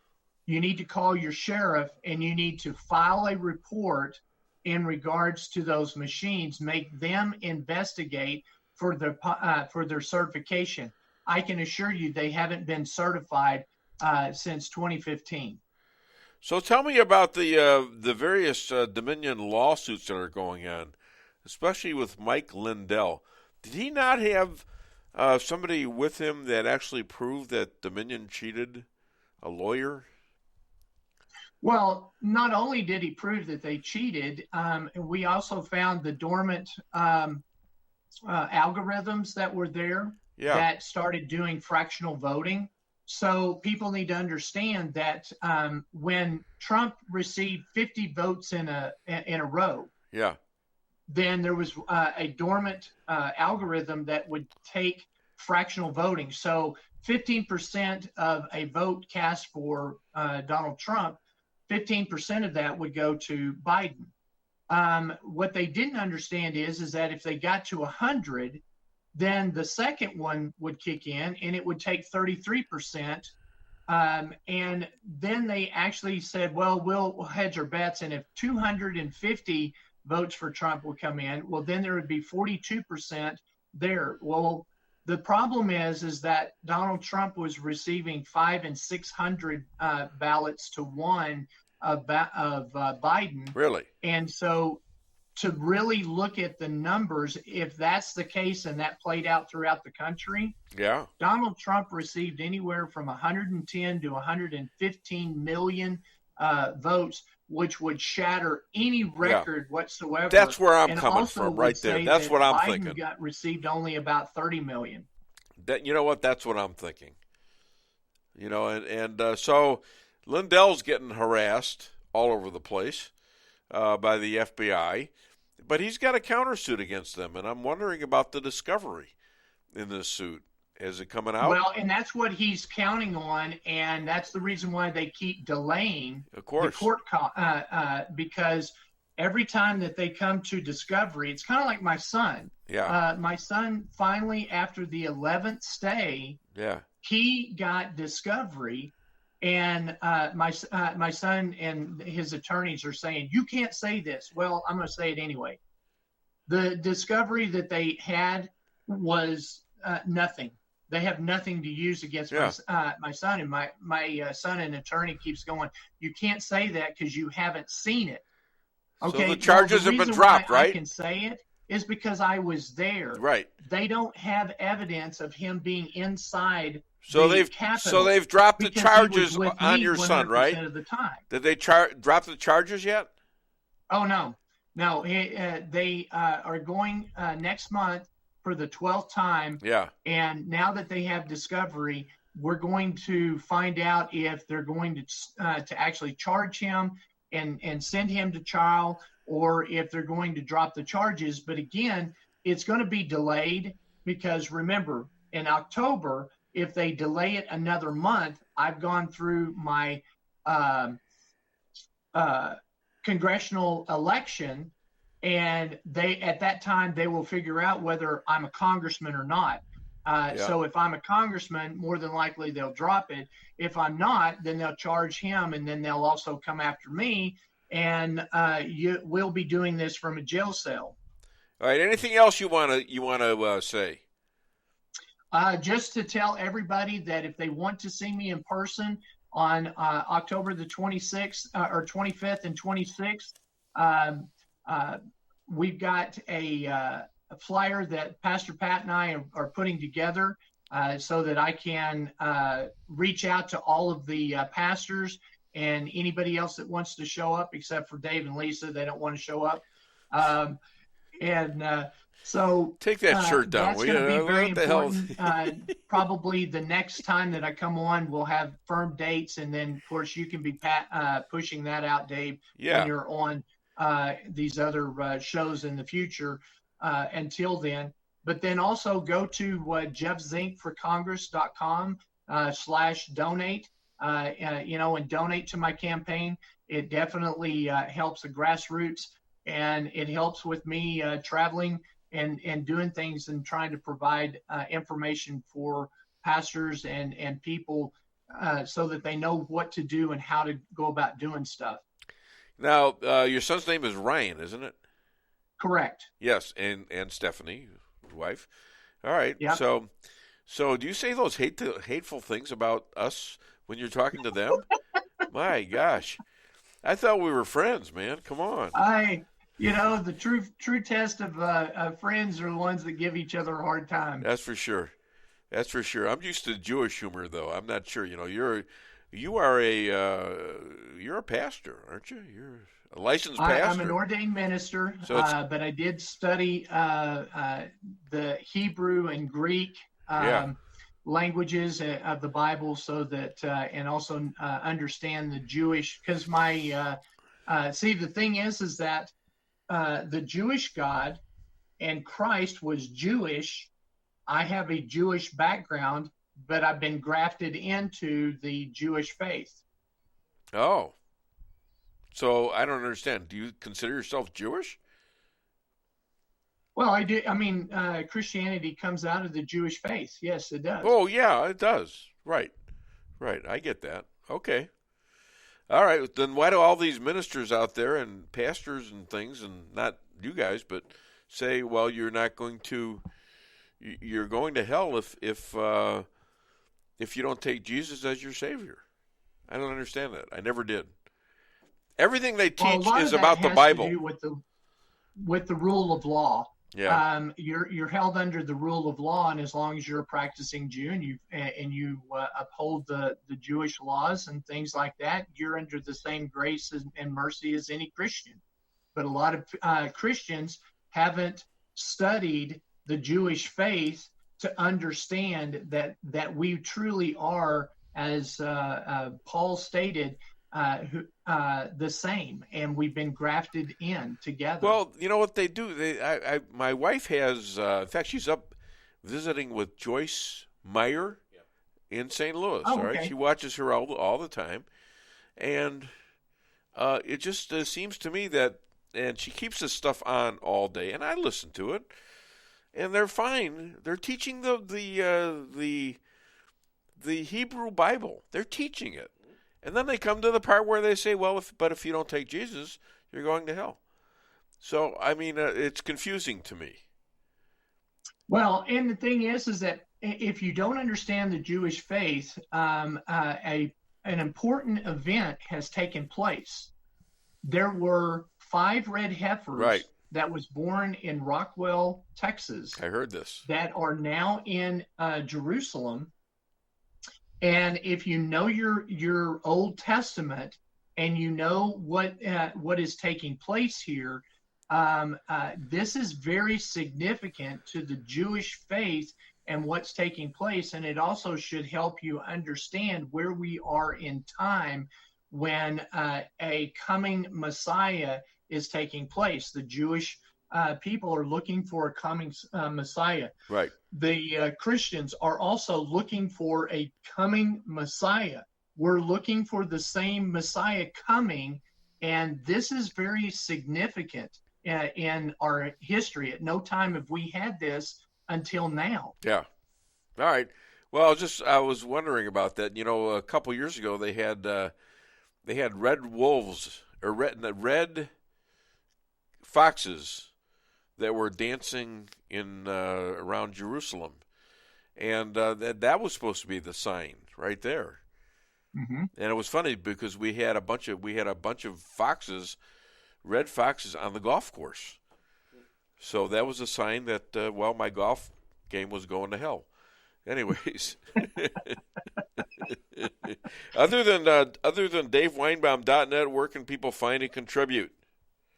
JeffZinkForCongress.com /donation. And like I said, $5 to $10 goes a long ways into my grassroots, and it really helps. You know, Jeff, I used to be a Scorpio, but then I went to Pisces. Ooh. Wow. Boy, this is cruel. That one was rough. Cruel. This is cruel. Come on, man, Pisces. It's the first crickets of the day, so I think you're doing pretty well. First crickets of the day. All right, my friend. Hi to Patricia and Ryan. Best of luck to you. And I'm sorry I'm not going to be there. You know, I mean, I would have preferred to be here. Yeah, I'm definitely gonna miss you and Lisa. That is. It was fun. Something By the way, my dog Ralphie died. I understand. My dog Ralphie died. The little black dog. He's no longer with us. Really? Yeah. Yeah. I'm sorry to hear that. Yeah. I hate it when we lose fur babies. Yeah, you got that. That's happened to you before, right? It did. Yeah. It did.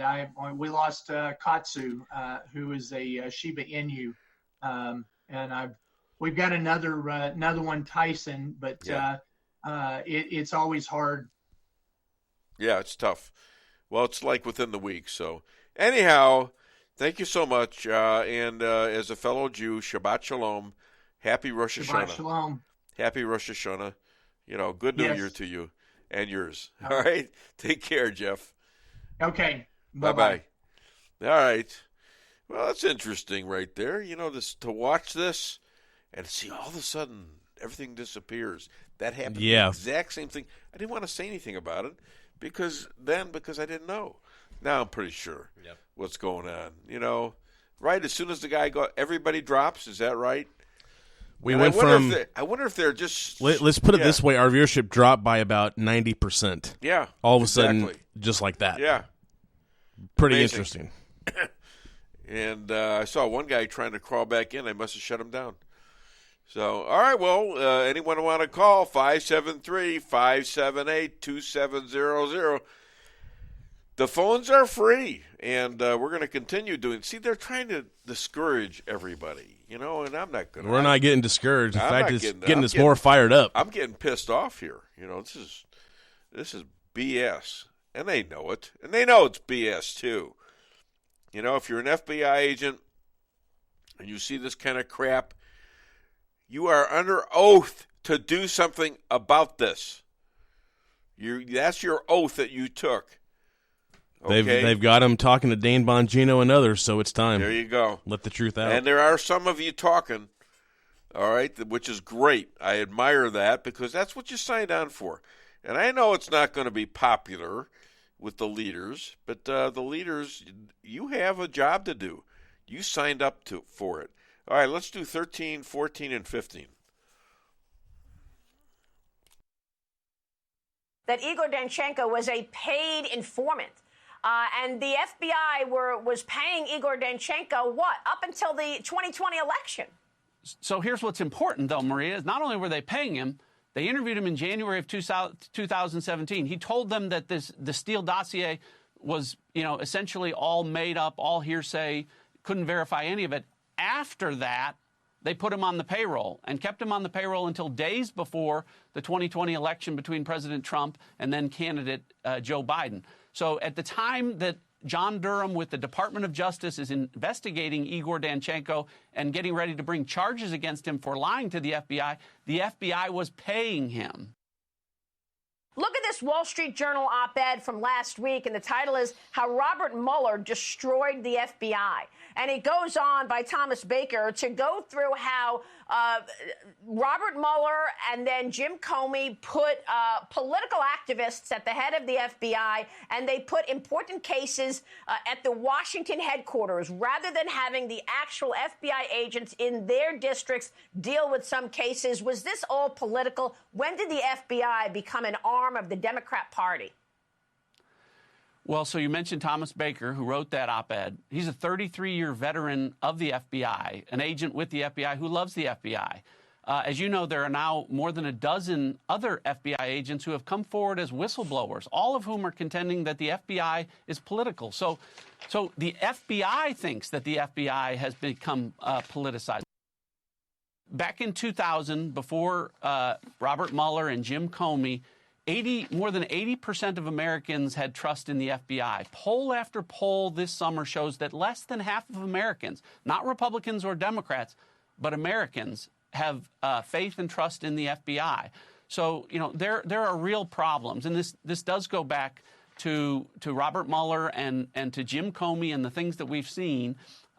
Look, in 2018, as you well have covered, Maria, Republicans in charge of the House of Representatives raised questions about whether the FBI was illegally surveilling the Trump campaign, wrote a memo called the Nunes Memo.